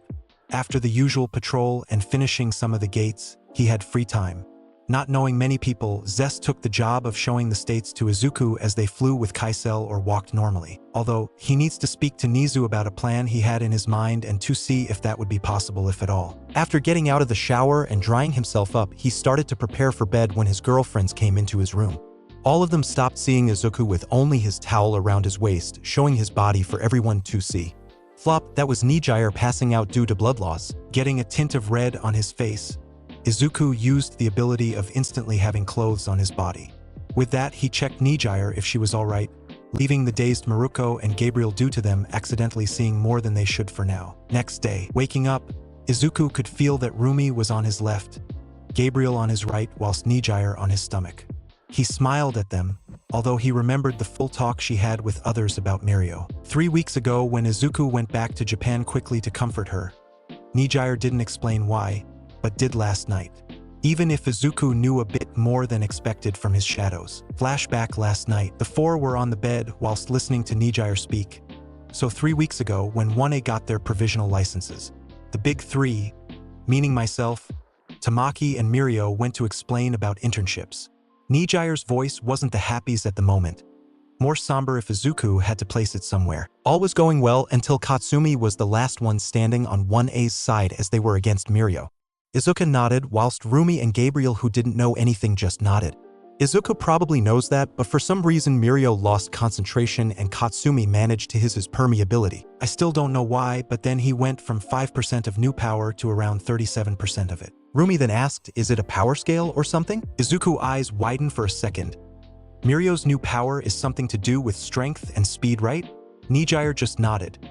Then a shit-eating grin appeared on Izuku's face. I have a theory, but let me give you some history. When the three girls nodded, Izuku continued. During the summer exam when I had to face Bun Bun and All Might, I used my ultimate move, Total Darkness. All of you know that it is a sphere with myself and my opponent in it. The girls nodded. It was my first time using it on All Might. Inside it I met some people other than All Might. The girls rose their eyebrows hearing it. There were 7 individuals, apparently they were All Might's predecessors. From what one of them told me, All Might gave his quirk to someone, but the predecessors didn't like them and bestowed upon me their quirks for some reason. Rumi then asked, so float. Black Whip, right? Izuku nodded, whist, showing Nijire the Black Whip, which is a new skill. I unlocked the third one. Danger Sense, giving me the ability to tell me when I or someone is in danger. Black Whip and Shadow Manipulation turned into the skill Darkness Overlord. Shaking his head and ignoring the awe, Izuku continued what they were saying before. Continuing with the topic before, one of them named Nana told me that she was alive but not able to do anything. Since then I was sending my shadows around Japan and its islands to find her, still no luck. As I mentioned to Rumi then, and I am sorry of not telling you too. I was too shocked that they could move and talk, that I was just listening and Nana kissed me, but I presume it was to get the other quirks into me. He ignored the 3 girls saying that they will kill that lady when they find her. So I guess All Might passed his quirk onto Mirio during the spring break. That is why Sir Night Eye and most probably All Might are invested in him. This explained a lot. All of them went silent until Nijire continued. That is what Mirio meant when he said he had expectations to uphold. Getting an O sound from Rumi, she continued after Beast stopped the blow and with him throwing Mirio to the other side of the hall, Aizawa-sensei stopped the match. We talked about his quirk and internships, and that was when things started to go down. Mina complimented you with you being one of the strongest and Mirio didn't like that. I asked Mirio if he was okay when 1A was leaving, until he snapped at me verbally. We spoke some words until he fully snapped and with his full power he went after me. I was still getting used to my new explosion power and sent it to Mirio, blasting him. Then I run here. Izuku was hugging Nijire with everyone just hugging everyone. Rumi then spoke. At least you kicked his ass. Some laughter came out of them. Gabriel ached the next question. What did everyone say about your explosions? Nizu already knew. I occasionally train with Katsumi in Training Ground Charlie or Delta to control it. When my class discovered that, I told them that it evolved during a gate raid. Nijire explained to the group present. Kissing the foreheads of the 3, they began waking up and with that breakfast came. Rumi had to leave to patrol but luckily in the surrounding area for some time whilst Nijire went to her class and Izuku to his. In class all of them were talking then the door opened. Morning. I sadly must inform you that the students of Class 1 from Ketsubutsu Academy will be here after lunch. Katsumi froze, then leaned back towards Izuku. Didn't the 2 extras go there? It took Izuku a couple of seconds and he too froze. You mean the hairy quirk one and that woman? Yes, that woman. I fucking hate her guts. Katsumi whispered the last thing. Time skipped lunch. Katsumi and Izuku both were down and internally sulking, so at lunch when meeting Mei and Nijire, and with asking what happened, Katsumi growled out a response. We will be having join training with Ketsubutsu Academy. 2 of the class 1 from their school went with us to Aldera. May, being the innocent being she is, asked what happened. One of them, the hairy extra, thought he was top dog. His hygiene was appalling. Shivers went down both Izuku and Katsumi's back. The other one had a minor healing quirk, but she wasn't able to finish due to them hearing a screeching voice. Izuku. Everyone winced at her voice. It would have been better to listen to nails scratching a blackboard. I will be seeing you all. With that, Izuku used Kamui to teleport himself to Nizu's office. Safe, Izuku muttered. Nizu rose an eyebrow at him.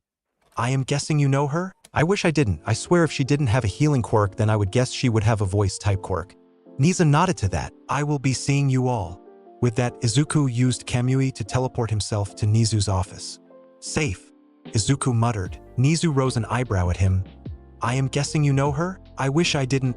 I swear if she didn't have a healing quirk, then I would guess she would have a voice-type quirk. Nizu nodded to that. Current, please Nizu, save me. With my heightened senses, I will be in pain. Imagine Kyoka and Mizo too. Izuku pleaded with his headmaster. Putting on a grin, Nizu shook his head. Sorry Izuku, but you have to attend, even if the rest of the world is on fire? Yes, you will be attending it. Nizu spoke, and anime tears were coming from Izuku's eyes. With Aizawa some time before, he and Midnight were standing in the car park waiting for the bus to stop and for the students to start coming out. The first one out was Ms. Joke. When she tried to hug him, Donald and Luna both came out for Shota's protection. The man just smirked. After Ms. Joke, 20 students started to come out with another teacher behind them. The teacher was named the sulfuric hero, Chemic. He had a quirk that allows him to use liquid chemicals that contain sulfur. Then, when they were about to start talking, a girl with green hair done up in a ponytail with the height of 168 centimeters asked Midnight whilst bouncing on her feet, "Is Aizu here?" Taking an involuntary step back, the modern arts teacher spoke. You mean Izuku Midoriya? Receiving a nod. Yes, that was a mistake. You. She shouted, whilst looking around for him. Both Shota and Namiri both felt bad for Izuku at that moment. Neither could legally bind the person, one with their quirk and the other with the special binds. Emi looked towards them sheepishly. Sorry about that. Training Ground Alpha. The Ketsubetsu students in their hero uniforms all waited for 1A to come. The 20 students all were standing in front of All Might, Aizawa, and their 2 teachers. Then they started to hear footsteps coming along. Turning around, they saw 1A walking towards them with grins and happy faces. Izuku was at the back with Katsumi, trying not to be seen by that woman. Izuku was asked this many times, but how can his uniform withstand a lot of punishment? Easy, because no one bar a few knew that he had invisible armor over his clothes, and it was mostly the cloak that blocks most of the attacks on him. It was like having a mini infinity around him with his cloak. Nothing changed much with the other students' costumes, but some minor changes. Katsumi had some more shoulder protection to help with her larger explosions. Shoko has a first aid kit on her belt. Yuga's cape has more sparkles and more resistance to the elements. Kyoka's speakers have mana crystals imbued in it. Momo had a red cape that is similar to Yuga's one, but less sparkly. Denki's flying discs have 2 modes, a spikier one and a disc version. Tenya's armor has some mana crystals imbibed in it, making it more resistant and lighter. Seeing everyone, Aizawa started, okay, class with his Ketsubetsu class 1, and they will be joining in today's training. In the corner of his eye, he could see a hairy kid looking at Izuku with some sort of anger. He won't be placing the 2 together. From the reports I have from Chemic and Ms. Joke, everyone here is at least C rank in strength via their quirk, combat ability, and mental ability. Once again, he gave a look over and saw Hitachi with Izuku and smiled lightly. Even if Hitoshi was a new student towards the hero department, the purplet had a high B rank quirk, but an A rank if he finally manages to properly figure out his new voice changer. Although, his combat ability is high C rank without his quirk, but he is slowly improving. Chemic then continued, today we will be doing something that is going to be required by all individuals that want to enter a gate. Even if your quirk isn't suitable, you still need to learn how to deal with the monsters if they manage to break out of the gate. This got everyone to nod their heads. Ms. Joke stepped forward and spoke. All Hurios who are dealing with gates, as you know, have a nickname of hunters. With that, Japan and the other countries agreed that all hunters need to have a weapon that can include a dagger, sword, or anything of the sorts.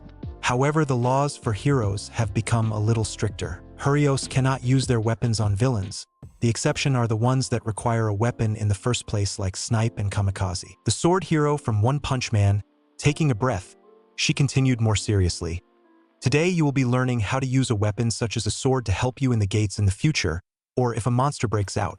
The students nodded at this. It was a fact, and some of them already knows how to deal with a weapon like Izuku and Momo. One student asked, "What if we can deal with the monsters with our quirk only? Wouldn't it be pointless?" It was a blue-skinned guy with blue hair, blue everything asked. It was All Might who spoke in a sage-like manner. "That is mainly for your safety. Imagine that the monster is resistant for your quirk. Let's say fire. Endeavor would have a harder time with his quirk. But if he had a weapon, he could finish of a monster quicker, saving his energy." Students started to nod. It made sense to them, even if some would probably never need weapons. We have invited Kamikaze, Mihawk, Titania, and Zest. After hearing that name, Izuku had his eyes widen. A small smile graced his lips hearing her name, Zest. Aizawa continued, "Those 4 have agreed to train you today, and after that 2 of them will be staying at UA, whilst the other 2 will be going to Ketsubutsu to help you all train. I knew that she will be coming to Japan for some time. That is what Kath told me in the last week, but I didn't know that she will be coming here this soon." Izuku thought to himself, "So these are the brats we will be teaching. Most don't look that tough." A man with a ponytail stated he had some sort of wooden splinter in his mouth. His name was Kamikaze, a high A-rank hero under the HSBC direction. A red-haired woman named Titania, otherwise known as Urza Scarlet, spoke next. "Don't let your arrogance fool you. Some of them have talent for the blade." A more serious voice from behind the 2 spoke. "I want to fight Monarch to test whose fighting style is better." That was Dracula Mihawk talking. Since he found out about Izuku being able to use a sword or a weapon in general, he was interested to fight him. He needs to keep the strongest swordsman name. "How ya doing, Izuku? Good to see you again." Zest spoke in a happy tone whilst waving at him. Then a colder tone she spoke to the rest of the students. "Don't expect we will be going easy on you because you are still in high school. Does she have a split personality?" Some of the students wondered. Izuku just sighed. He wanted to not bring the attention on him this day, but who would have thought Mihawk, a hero that works in the sea, wanted to challenge him? The similar thought was going through Aizawa's head. Since when did he knew Zest? It took the man a couple of seconds to realize. In America, that is why Star and Stripe recommended her. "This is too troublesome." Ms. Joke continued like nothing happened. "You 40 will be split in groups of 10, 5 from UA and the other 5 from Katsubutsu. You will be training for the next couple of hours with your instructors. They will be deciding how they will teach you." "Understood." All of them nodded until All Might took a step forward and started calling out the 4 groups. Group 1. Mina Ishido, Toru Hagakure, Mizo Shoji, Tenya Ida, and Hantasiro from UA. Then he listed 5 names from Katsubutsu Academy. "Your teacher will be Kamikaze." The samurai man took his students to a different field completely. Group 2. Ochako Ururika, Koji Koda, Ejiro Kirishima, Fumikage Tokoyami, and Mashiro Ojiro from UA. The same thing went on with Katsubutsu. "Your teacher will be Titania." This time the group went towards a grass field that had some trees located. Group 3. Yuga Aoyama, Denki Kaminari, Rikido Sato, Shoko Todoroki, and Momo Yaoyorozu from UA. Due to Aizawa's interference, he placed both the hairy one and the shouting one in this group. "Nuizo Iue." She wailed and Mihawk felt dread rising in his stomach. "Your teacher will be Mihawk." One of the Katsubutsu students had to drag the female greenette alone with them. Lastly, Group 4. Chika Ashigaka, Izuka Midoriya, Katsumi Bakugo, Heiin Cha, and Kyokujiro from UA. You will be joined by Sora, Temari, Mirajine Strauss, Genos, and Kaora Hitachian from Katsubutsu. Your teacher will be Zest. A grin appeared on Zest's face hearing that Izuku will be in her group. Soma Yukihira quirk, healer/minor enhancement type. Depends on the food he makes. Can give you different effects like speed boost. Temari no Sabaka quirk, emitter type. Produces winds similar to Inesa but without the precise control. Mirajane Strauss quirk, transformation type. Similar to Tamaki's quirk, but if she eats an animal, she can keep that power/transformation. Sadly, when she was a child, she was given animals with quirks to eat, and now she can use some of their abilities. Genos quirk, mutation type, most of his body is robotic. He is Genos, the apprentice of Saitama, no explanation. Kaora Hitaken quirk, emitter/mental type, calmness, he can produce an energy wave that can calm and make the worries and panicking people calmer. Zest took her group of 10 towards an empty training ground, but they had a table there. "I know some of you have weapons, but we will be using wooden ones today," she explained whilst pointing towards the table. "Go up to it and try to feel them out. After you found which one is probably the most suitable for you, then come towards me." The group nodded and started to walk to the table. Chika asked Izuku due to her being close by, "Which weapon will you choose, Izuku?" Even if she knew, Izuku does use a lot of weapons. "I want to improve my skills with a katana. What about you, Chika?" Izuku held a wooden katana in his hand and started to feel it. The woman next to him smiled and said, "Probably a dagger." Izuku nodded towards her. "What about you, Kyoka?" Izuku looked over to the petite girl. "A short sword possibly. Due to my size, I probably cannot do anything bigger." Kyoka spoke in an even tone. "You know that if mana crystals are added, then it will make the sword or weapon lighter." With that, Izuku went towards Zest, but was quickly joined by the 9 other students. "I see that most of you have different weapons, but that is cool. The first day is meant to familiarize yourself with them. Later on the day, I have some books that can help you, otherwise I will be helping your movements. Now go into pairs, but with another school." It was surprising, but Mira Jane Strauss chose him. "You must be Izuku. I am Mira Jane." She bowed a little at the end, bowing slightly in a greeting. "Good to meet you too, Mira Jane." Zest called out, "Don't use your quirk yet. I will be coming over helping your stances. Go." Mira Jane chose a kodachi for her weapon of choice. Both grinned and moved forward.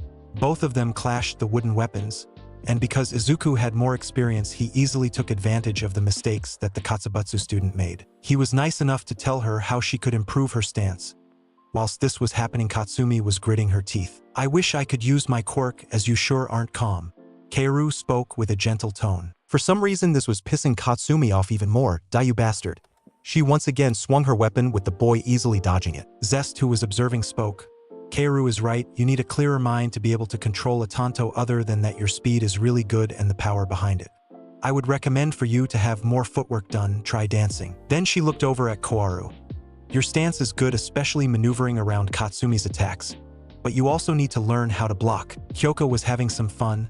After discovering that her quirk has a passive ability of listening how close something is, similar to a sense, she was practicing that ability to find the distance of her opponent.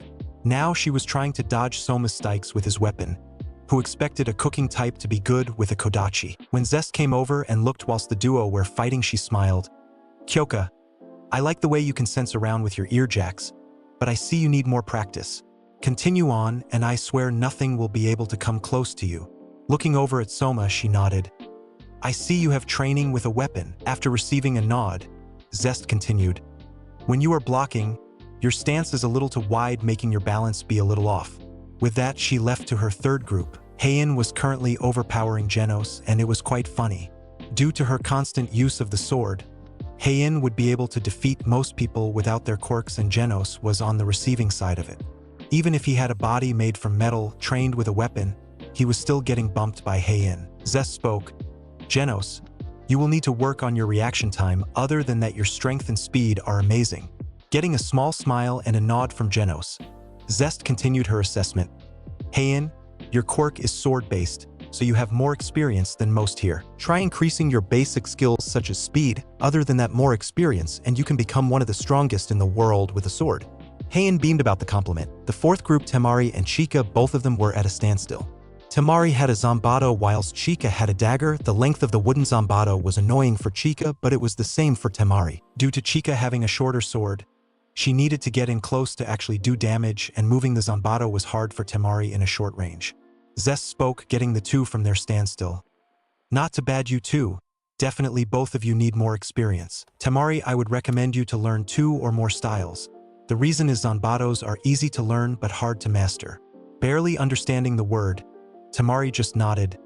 "Chika, I would recommend that your speed without your quirk to be increased. If you do that, then your speed whilst using your quirk would be faster. Learn how to walk silently. Usually dagger users are assassin types." Last group was Izuku against Mira Jane. Even without using the system, Izuku was overpowering her. Izuku relented her pestering and finally was calling her Mira whilst being called Aiza by her. Mira had a good stance and some experience, so it was a nice relaxing fight with her. Zest came over and spoke. "Your two have a good defensive and offensive moves. Mira Jane, I recommend for you to learn how to dance, as you are a little too rigid. Izuku, you need more experience, but even with your quirk you don't need it. Try learning other weapons than daggers." Izuku rose his eyebrow and had a small smirk. "You mean something like this?" Then he got Kusanagi in his left hand, Samahata in his right, then moving having Lance of Longinus being summoned, and finally the newest sword Demon King's longsword. Those 4 weapons nearly made Zest to face fault, and using his gravity control he was making them float behind him with the 2 daggers he owns, the T-Rex dagger and Vampire Killer. Then a smirk appeared on his face, when Igris was allowing his liege to use his sword for show. So getting Michael's longsword out of his shadow, he spoke, "Those are my weapons so far. I do agree I need more experience, especially with Samahata." Mira just smirked. "Oh, now we are on." She started to transform into a bat that had a speed-type quirk.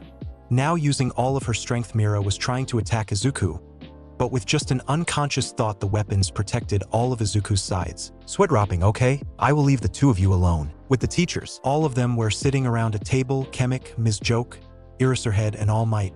"So our plan is for them to be split in 4 group and enter a gate of C rank?"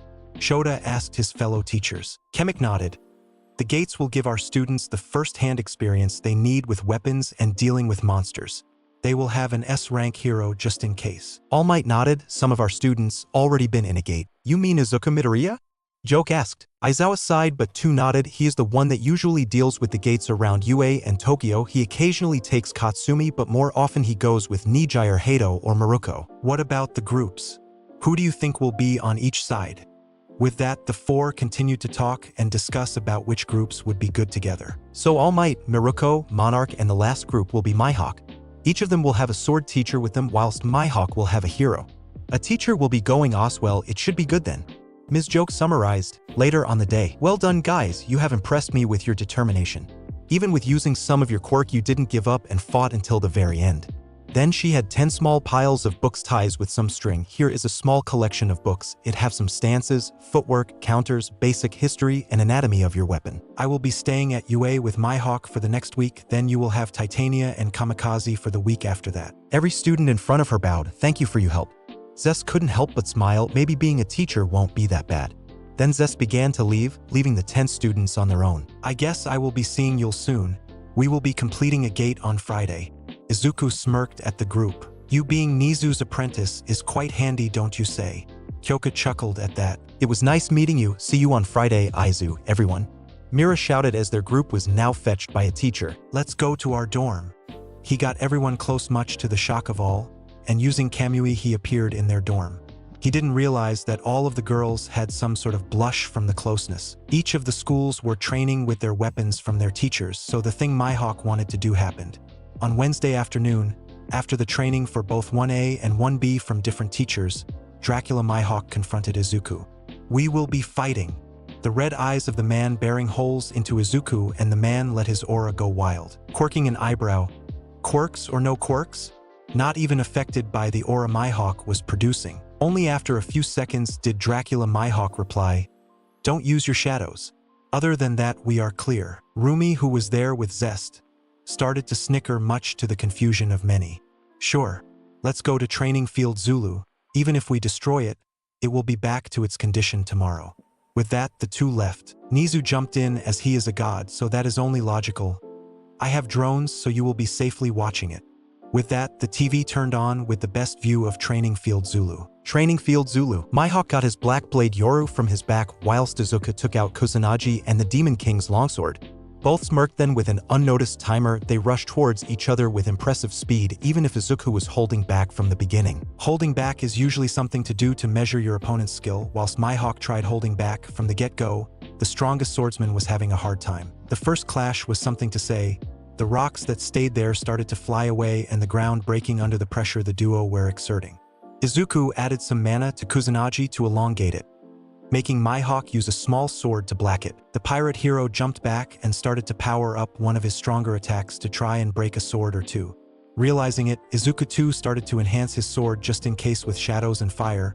With the 2 started to clash, but the backlash was worse as they continued to move and try to cut the other. Both knew that if they didn't try to kill one another, then Izuku could heal them fully, so that is why Mihawk threw some small butter knives at Izuku to distract him and slashed in the air. Danger! Believing in this warning, Izuku used his Kamui ability of intangibility and let the attack and the butter knives pass through. Quickly looking back, he could see that it would cause a lot of damage if that actually hit. A massive slash was carved in the ground at least 20 meters deep. Getting his concentration back, Izuku pushed his speed up properly from the 10% speed boost from the passive weapons expert. Mihawk barely was seeing his opponent, Even if he was blessed with sight that could see most things, he was seeing after images of Izuku and barely blocked an overhead slash from Izuku from Samehada. So this is your game, confusing me with your weapons. Mihawk thought to himself, impressed. That was true. Izuku's weapon all had a special ability. So it was a shock to Mihawk when Samehada appeared on Izuku's left hand and made a small nick that caused Izuku to smirk. Cursing under his breath, the paralytic effect of the blade started to act up. But he wasn't called the strongest swordsman for nothing, putting all of his remaining energy before he would go unconscious. A final attack to make Izuku sweat a bit. It is still unfinished. It was meant for my student, oh well. An image of a cross appeared behind Mihawk, and then with two slashed, a massive energy blast came forth. Danger. Skill, Danger Sense leveled up from LV.1 to LV.2, a subconscious ability and the third gift from All Might's predecessor. It warns of the user of danger, may it be an attack to the oneself or near them. The higher the level, the more precise and the further the distance it can be used on. Not wanting to use his skills to defend himself, Izuku put a lot of his mana in his Demon King's longsword and made a slash, releasing a pushing effect from his gravity skill, canceling the attack completely. Wow, that was something. But when Izuku looked over at Mihawk, the man was leaning forward on his knees. Walking over, he started to heal up the man and spoke, "That was fun, we should do it more often." Skill. Weapons Expert leveled up from LV.4 to LV.5, evolved. A passive skill that gives you 65% more experience when using weapons of any kind and a plus 10% speed boost when using a weapon in combat. Those were the words Mihawk woke up to. I think I may found a rival. Then once again fell unconscious from the exertion, but with a smile on his face. Whilst Izuku may look fine, he did lose over 7,000 MP from the untrained techniques. The gravity attack from the Demon King's longsword was an interesting move. Inside the dorm, all of them had their mouths on the floor whilst Gabriel, Zest, Rumi all laughed. It looked simple for Izuku to defeat a near S-rank opponent. The only reason why Mihawk isn't considered S-rank because his heroing was on the C. In one of the richest girls' heads there was a thought. Mother and father still aren't over not getting the engagement. Even Izuku's dad is not wanting to do it. Although seeing Izuku defeat a strong opponent easily made something twist and turn in her stomach that she didn't know if she liked it or not. Time skip Friday. The original group of 10 were standing outside a blue gate with the height of 4 meters that Izuku could sense was a high C rank. Even if he couldn't take his classmates to a stronger one, he has to do with being the de facto team leader for the 9 other students, Zest and Midnight. Looking back, this gate is of a high C rank caliber. We don't know what is inside it yet, but from the looks of it the monsters will be around a couple of meters tall. I want you to try and defeat them with your weapon, but if you can't you can use your quirk, and don't be shy from using your quirk, okay? Additionally, remember, safety is #1 priority, so try and work together. Hi boss man, some of them shouted. With a smile, Izuku continued. For some this is your first gate, but for others it could be just another one. The formation for this raid is Chika and Genos at front. Both nodded as they did have shields. Just behind them Heian, Katsumi, and Mirajane. You 3 will be the sword of this attack. No one laughed at this shitty pun. The long range will be Temari and Kyoka. Additionally, Kyoka and Genos, please use your enhanced senses. Getting nods, he continued to the last ones. Finally, Soma and Kaoru, you 2 are probably the most essential ones in the operation. Soma, if someone is hurt, your food can heal them up, whilst Kaoru allows the hunters to have a calm mind and think rationally. Myself, Zest, and Midnight will have your backs just in case, and all of you have an elite night shadow hidden in your shadow. Izuku said with a smile, so you gave us a personal S-rank shadow for our protection. Aren't you overreacting, nerd? Katsumi asked with a tilted head. Anything can happen in a gate, remember that. It is better to come over-prepared than under-prepared, Izuku told them. He would be a good father. One UA teacher thought to herself as she licked her lips. Okay guys, let's head in. With that the 12 humans went in. Inside the gate it wasn't anything abnormal, just a cave system that had holes in them. Smirking, Izuku thought, what will you do? You have entered a dungeon. Kyoka then shouted, there are monsters coming from all sides. And that was true, centipedes came crawling out of the holes. Instantly Kaoru used his quirk on everyone, which was a good idea. Cupping her hand, Katsumi shot couple of explosions, blowing one centipede away. One of them tried getting close but was blown away by Temari, who allowed Chika to jump up and slash the head off easily. Mirajane used her quirk and transformed to have bat wings and used a longsword to slash a couple of the monsters down. Soma had to use a long-range weapon, about to be able to protect others as he didn't have a combat quirk. He shot one down, allowing Genos to come rushing and cutting it down. Whistling, impressive you guys. Some cheering came up, but Izuku shook his head. You know that this is just the start, right? They are low C rank. A smirk appeared on Izuku's face. Continue this and you will finish this gate. Smiles appeared on the faces of the group. As they walked forward with an occasional kill, Midnight and Zest came up to Izuku. I didn't know you could take in charge this easily. Snorting, Izuku replied, it is pretty simple. There are no self-centered people in this group.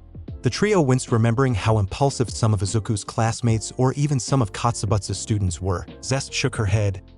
What do you expect of this gate? Thinking for a second, he gave his reply, nothing special. In all honesty, might revive the boss because I can other than that insect type. Midnight sweat dropped. You know that 43% of the deaths from gates come from C-rank gates. Izuku quirked an eyebrow and revealed a truth. The reality, Midnight Sensei, is that those 43% were civilians who thought they are big shots and tried to enter a gate as they can go to E and D rank gates. That was true. Overconfident civilians that got a low-rank hunter license thought that they could defeat the monsters with their meta ability. The other is the gate breakouts. Not a lot of heroes like to deal with C ranks as they are too easy, making them break and cause more casualties. The duo nodded their head in understanding. Then Izuku lit a small fire above his right hand. It is getting darker. Get your torches on. With that, more light came upon the group. Light was being projected by every member of the group. After another 2 minutes of walking, there were two ways. Izuku, which way should we go? Kaoru asked the team leader. Smiling, Izuku turned to the two sensors. This will be a good opportunity to learn how to use your enhanced senses. So Kyoka, Genos, which way? Ignoring the pressure of the situation, Kyoka plugged both earjacks into the group, which Genos looked through infrared then a night vision lens to see which one is the best. Left. /left. Both said at the same time. Kyoka explained further. The right has some kind of dead end with no sound coming from it. The left has way more sound. Genos continued. The left does indeed have more monsters, but there is none in the right wing. Izuku hummed, good idea, you too. A confused look etched on the two's faces, but let me ask you a few things. Getting nods, Izuku continued. What types of monsters did we face? Centipedes. Kyoka replied. How do they move? Izuku continued. Genos explained. By crawling or by digging. Some eyes widened at that. They started to understand what Izuku meant. So, the low C rank centipedes and you barely heard a sound. Meaning if it would be a high C rank. Izuku pushed a little more. It would be hard to find them. Kyoka started to put the pieces together. So if they are making excess noise, that means they are trying to lure us in a trap of some sorts. Patting his classmate's head and ignored some looks, he explained to the rest. Monsters may be sneaky, usually high D ranks and up have some sort of intelligence that allows them to form traps. The centipedes are most likely trying to make us go into a trap to protect their leader, otherwise known as the boss. Izuku explained, with all of them doing an O sound. Heck, even Katsumi, who went into gates with Izuku, didn't know that. So they went to the right, but now everyone was on the lookout. Cracking sounds was heard from all around them, and a centipede rushed towards them. It was as thick as the entrance and his metal around its body protecting it. The pure white name looked like a joke for Izuku, but he shook his head and allowed the rest of the class to deal with it. Katsumi jumped up and swung her axe down, trying to cut it, but only made a dent in its armor. Seeing this, Chika and Mirajane used their enhanced strength and form, respectfully punching the monster backwards. Seeing what was happening, both Kaoru and Soma shot some arrows with the enhanced speed from Temari, making some puncture the figure. Genos shot out a beam of energy that allowed Heian to mask her presence, cutting 3 of the legs. Kyoka sent out sound waves, making the centipede front hit the ground. Thinking it was too easy, Katsumi held up her axe and tried to decapitate it, but it tried to attack her from that position. Lucky for her, Temari blew the monster just in time for Katsumi to dodge. Genos then prepared a larger ray to shoot it down, doing so with 40% of his power. A hole was made in its side, killing it for good. Boss monster had been defeated. Smiling brightly, Izuku and the 2 teachers clapped. Amazing teamwork. This may not be the ideal group for gates, but you made it work amazingly. Izuku praised them. All this was happening as the group of 9 ate some of Soma's food to replenish their energy. What do you mean by that? Genos asked curiously. The average group has 10 to 14 people. You had 9 active ones, but the strategy is different. They usually have 3 tankers and 2 long range, with 4 being close range and the rest are the healers and support. Seeing as everyone has their attention at Izuku, he continued, we have to start going. We only have 30 minutes before the gate closes. Getting nods, they started to walk whilst Izuku continued to talk. The minimum group is made up of 10 people, with one of them being a rank up the gate. You guys are B and A ranks that will grow with experience, so this was supposed to give you a taste of how the gates operate. Usually civilians with licenses can do E and D ranks that an occasional hero or two help out. But further up like C rank gates, you need a structure as I mentioned, but with numbers there is advantage. The more numbers will help you, but too many it will become too crowded sometimes and mishaps can happen.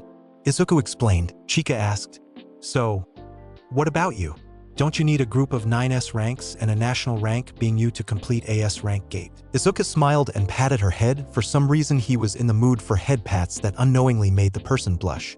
There are only 10 national heroes so far, you might become the next one, but usually if AS rank gate appeared, the country calls for you to help out. So that is why you go to different countries? Ian asked. Yes and no. At the beginning I was helping out countries climatus towards the gates, trying to lower the death rate. Now I have some sort of contract with 6 countries that I will help them out if asked or send some of my captains to help them out. If you were wondering why I am writing this, it will be of importance as you will uncover some secrets and whatnot, smiley face. Tamari being curious asked, what countries and what about Japan? Why do you need a contract and did Japan do something similar? Then quickly after that Kyoka asked, how strong is a captain? Smiling gently, he answered as this is uncommon knowledge but still useful for Hurios to know. I will answer Tamari's, then yours Kyoka, okay? Getting nods he continued. A contract is needed as national ranks heroes that are acknowledged by other countries and their own country have some privileges. As one national rank hero or villain can destroy a country, contracts are formed to keep them in line as the only way to defeat a national rank is usually by another national rank or outsmarting them, which is pretty hard. Therefore some countries asked to form a contract with me allowing me a stay and use my quirk whenever I want and go there visa-free with some other details. All I need to do is to help them out occasionally, and if asked for help, I will come or send in some of my shadows. That was a long explanation but needed for the next part. Only France, South Korea, USA, Canada, Denmark, and China. Ignoring Katsumi's scream, how the fuck did you go to Denmark and China without me knowing? Izuku just winked and carried on. Japan didn't have a contract signed with me, so I could freely go to USA if I want to, even if they are being burnt alive. The students and teachers sweat-dropped with zest, nodding about the great idea. My shadows have 6 ranks: normal, elite knight, captain, and general. Then one of each rank came out. The ogre is my only normal rank, but he will soon be an elite. But normal ranks are C rank level strength. He fist bumped it and it went into his shadow. This horse is an elite or AB rank monster. After petting and it disappearing, Izuku then pointed at 6-winged angel. This angel is a knight or an A rank monster. Pointing at a seductive vampire, Izuku facepalmed as he was using his gravity skill of keeping the succumbus away from him. This vampire is an elite knight or a low to mid S rank. Getting nods, he continued, when 2 shadows remained. A captain is a high S to low national rank shadow. Igris here was my first proper shadow. He patted the knight who internally smiled of not being forgotten. Lastly, my only general Gabriel. Now Katsumi and Heian realized who they were against. She is mid to high national level. But remember, the only proper way to defeat a shadow of mine is to kill me. He would say about depleting his mana supply because he found a ring that he will be later on this day that would be helpful for him. Chika realized that her future lover is stronger than her grandfather tenfold. Any more questions? They saw that they will be out soon. How many captains do you have? We know that you have 1 general. Soma asked, actually curious with his friend's quirk. 15. Mouths were open. Zest nearly fainted. Midnight chalked and Gabriel just laughed. The American teacher then thought, if you cancel out Izuku's shadows, then he is just a high national rank. But with his shadows, then good luck to any who face him. Oh, she didn't know that Izuku in this state would barely tie with the weakest of the 8. Different location. So you want Kurogiri and twice? Tamura asked the masked man. Yes. We also would love to have your name, but under my leadership. Overhaul stated. It took a minute of thinking on Tamura's part. He did grow immensely during the period that his sensei went into prison. Replying, we will see about your second request for now. I will give you a trial run with Twice and Toga. Kurogiri is on a mission looking for something the League needs. Nodding, Overhaul thought that it was a good plan. Show that he can be a competent leader, and if the 2 grunts would like it, then Tamura Shigaraki would work under him. I could make him my left-hand man, but we will need to eliminate the diseases too. That is a deal. Both shook hands with their gloves on above the table. I will send them on Monday. With that, the gray-haired man left. Interesting. He is different than I remembered some time ago. Overhaul mused to himself. After hearing the door click close again, he asked, How are the monsters? Still being uncooperative. One of the 8 precepts of death replied, all of our experimentations say that they are not cooperative. The only thing we know was from the high A rank gate that a talking one told us that they have a voice inside their head telling them to kill humans. Frowning, we will need them just in case. When we will be far away, we can release them to cause trouble. Grins appeared the members in the room. Gabriel asked Izuku after the gate on Friday, you have 2 gate keys, darling? After getting a nod from Izuku, why not complete one of them this weekend? She asked, actually curious. One of the keys is an S rank, the puzzle collection, but the other is the one I am interested about. He pulled out a jet black key with golden lines occasionally going down the key. Item name? Item class? Type? Key location? Mount Everest peak. Flying lizards may be present at the peak of the world. I will need to go to Mount Everest and to the peak, Izuku told his girlfriend. The two of them were snuggling with each other, with Gabriel on top of him lying down. Gabriel's legs intertwined with Izuku's own and Izuku hugging her. This will ruin the 3 girls to get close with Izuku, putting her face a couple of centimeters above Izuku's own. Her whisper sent shivers of ecstasy down his spine. Why not only you, me and the army do this gate, darling? Izuku could see a gentle smile on Gabriel's face. Smiling back, he leaned his face forward, allowing the two to lock lips, with a battle of the tongues happening. Sure, I am lucky that there is no lesson on Saturday this week. Trying to get more kisses, Gabriel leaned her head forward, allowing his head to rest properly on the pillow. The two kissed for another couple of minutes until they fell asleep. No one noticed the wet spot that had formed from Gabriel's southern regions. Next day, it was 7 a.m. and now Izuku was inside the office with Nizu.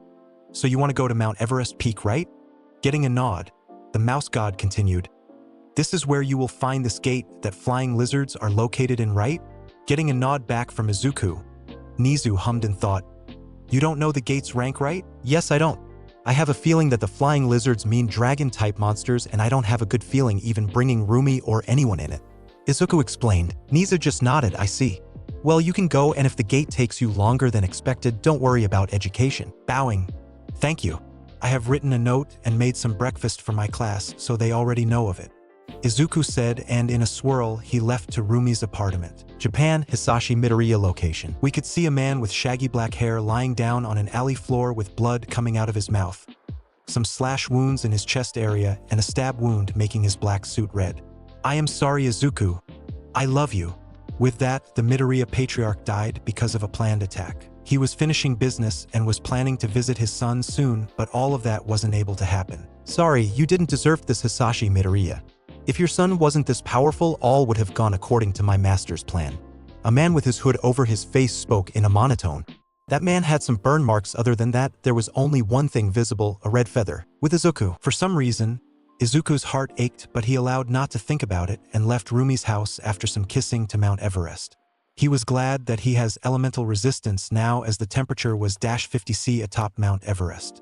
Pulling out the key, he walked in the portal, ignoring the hundreds of flags representing different countries. You have entered a gate. Danger. Seeing the notification, an uneasy feeling came over him, so activating skill Infinity, he moved down the path. All around him were mountains and hills of different size, but when activating his Sharingan, he saw barriers of some sort around some specific areas. So this is similar to the Angel Castle and the Circles of Hell? Gabriel came out. You feel it too, darling? She spoke in a hushed tone. Izuku nodded. Then a ROAAR came out from all around them. Quest: Dragon's Kingdom, defeat the Great 8. There are 8 different zones and you need to go to each one to be able to leave the gate. Reward: Reward 1, Reward 2, Reward 3. Defeated 0 out of 8. So I will need to defeat the 8 dragons? Izuku mused to himself as he deactivated Infinity. He smiled as his MP is replenishing a little faster than before. Looking down, he saw the new addition, an S-rank item that he had to spend 10,500,000,000 G for. This was an item he needed, as he could easily lose all of his MP if he fought against a strong monster. Ring of Magic, item class S-type. Ring replenishes 500 mana per min. Item used by magicians of a high caliber. It replenishes 500 MP per minute until the mana stores is full. This item can be equipped, stored, or sold. Now he can replenish 510 MP per min, which would be handy in a bind. Walking down a rocky path, he looked around and saw nothing out of the ordinary. if we ignore the freezing cold that he is in. You have entered the domain of the water dragon. From all around him, Izuku could see rivers not frozen over with piles of snow around. Come forth. With that, all of Izuku's army left his shadow to help their liege defeat what was coming. Ice lizards, water serpents, snow lizards, those names that were colored with a tint of yellow, raising an eyebrow seeing the three species. Izuku just pointed his hand and the shadows clashed with the monsters. The ice lizards had the shape of a lizard but had icicles as protection. Water serpents were colored blue but had wings allowing them to fly, but mostly stayed in water or slithered in the snow as they did not have any feet. Finally, snow lizards had a white skin tone but they camouflaged with the snow easily. With Katsumi, Shoko, and Heiin, this is the day, they all thought. But when they got downstairs, they saw a large buffet with food and a note reading, "I am out on business in Mount Everest. I don't know when I will be back, but hopefully by Monday. We are all going to a B rank gate on Wednesday afternoon, so train well with your weapons. I have some books for some basic weapon use here. Other than that, have fun. Izuku Midoriya PS enjoy breakfast." Yeah, the girls were not happy campers, but did enjoy their breakfast immensely. When Aizawa came into the dorms at noon to talk to some of his students, he saw all but one downstairs chilling or doing homework. "So Izuku already left, he?" Tenya spoke respectfully. "Yes, he is sensei. Is something wrong? There is a matter concerning him, but I will say it to him when he comes back. Anyways, Mihawk and Zest have gone to Ketsubutsu and now you will be having Titania and Kamikaze for the week. They are expecting you all to meet them in an hour in Training Ground B." With that, he left. With Rumi entering her friend's agency, Rumi was in deep thought, ignoring her surroundings, but was surprised seeing Hawks with Ryukyu. "Oh, am I intruding on something?" With a grin, Hawks replied, "Hey Maruko." Ryukyu nodded to her friend. "Not really, Hawks was informing me of something." Rumi quirked her eyebrow as she plopped down on a couch. "Can I know?" "The HSBC want to talk to all of S-rank heroes. This includes the provision ones," Hawks told her. "So Izuku will need to be there? I am guessing Nijire-chan, Lemillion, and Sun Eater too," Rumi asked. She didn't know what to think of this at this moment. She knew that the HSPC can do anything to get what they want done, but she didn't even know how far. Ryuko nodded. "Yes, Hawks just informed me to bring Nijire to this meeting." "When was it again?" "It is this Tuesday. I was actually about to meet up with you, Maruko," Hawks said with a grin. "Couldn't they just send a message?" Maruko asked impatiently. "They don't want anyone seeing this message, so more havoc would be caused." Hawks replied smoothly. "Would that be it?" Ryuko asked. She did want to spend time with her friend, and this hotshot was wasting her time. "My, what is the rush?" A teasing voice came from the Birdman. For some reason, Rumi started to feel uncomfortable for some reason. Then at that moment, a near high-end Noma smashed into the location of the three S-rank heroes. Somewhere close by, Dabi was smirking. He was asked to test this Nomu out that was a high-end but had some monster blood in it, so it will be wilder. The League of Villains is working with Overhaul and test running if they would accept or not. Of course they wouldn't accept, but they needed to get a player out of the game. Now the doctor contacted the group with Kurogiri and presented a near high-end Nomu and to ask them to test it out as it has a few new features that they took from Monster Corpses. With Hawks on their side, even if they suspect him to be a spy, it was a perfect moment to take at least one of the 2S rank heroes out of the game. Dabi wouldn't mind if Hawks was killed too. He didn't like that Birdman and he saw what he did to his sister's crush's father. Even he wouldn't do that as he respected Izuku for putting his father in his place multiple times and beating him up easily on TV. Additionally, he isn't as petty to kill a hero's family member he respected. That is too low for him. Like Tamura said, Izuku Midoriya is different than other heroes and he liked the way Izuku dealt with some villains. A smile then appeared on his face, who knew that having a camera record the killing would be useful. Not only would it show that the HSPC will be shown in a bad light, but also heroes. Hopefully the one he respected will have some peace. But now he let the Nomu that was 3 meters tall and as wide as All Might out of a portal towards the dragon's agency. The Nomu had black skin with yellow eyes that had a long elephant trunk under it. It had claws that could easily rip a person, but the best thing was that it only listened to himself and the regeneration factor was amazing. Then Dabi's eyes widened seeing that Maruko was present too. This may be interesting, but Hawks lied to us. In another place that normal humans can't go to. Not many knew of the factions such as the Greek, Devils, Shinto, and so on. But the news of some of their replicas are seeing being the monsters in the gates was something else. Reports of the supernatural entering gates and occasionally seeing devil monsters, angel monsters, or even mythological monsters. So it was no surprise that there was a meeting in the underworld between the 4 strongest devils. We need to do something about it. Seraphal Leviathan, one of the great 4 devils, spoke clearly. Ajuka Beelzebub spoke. We are lucky that it is only affecting Earth and not any of our dimensions. But it is still troubling. Falbum Asmodeus continued. Our army is being trained at a harder rate than before. We sent out more devils in our territories to deal with the gates. However, we are losing 16% more devils than pre-gate time. Frowning, the leader of the 4 Satans, Surzex Lucifer, hummed, this is troubling news.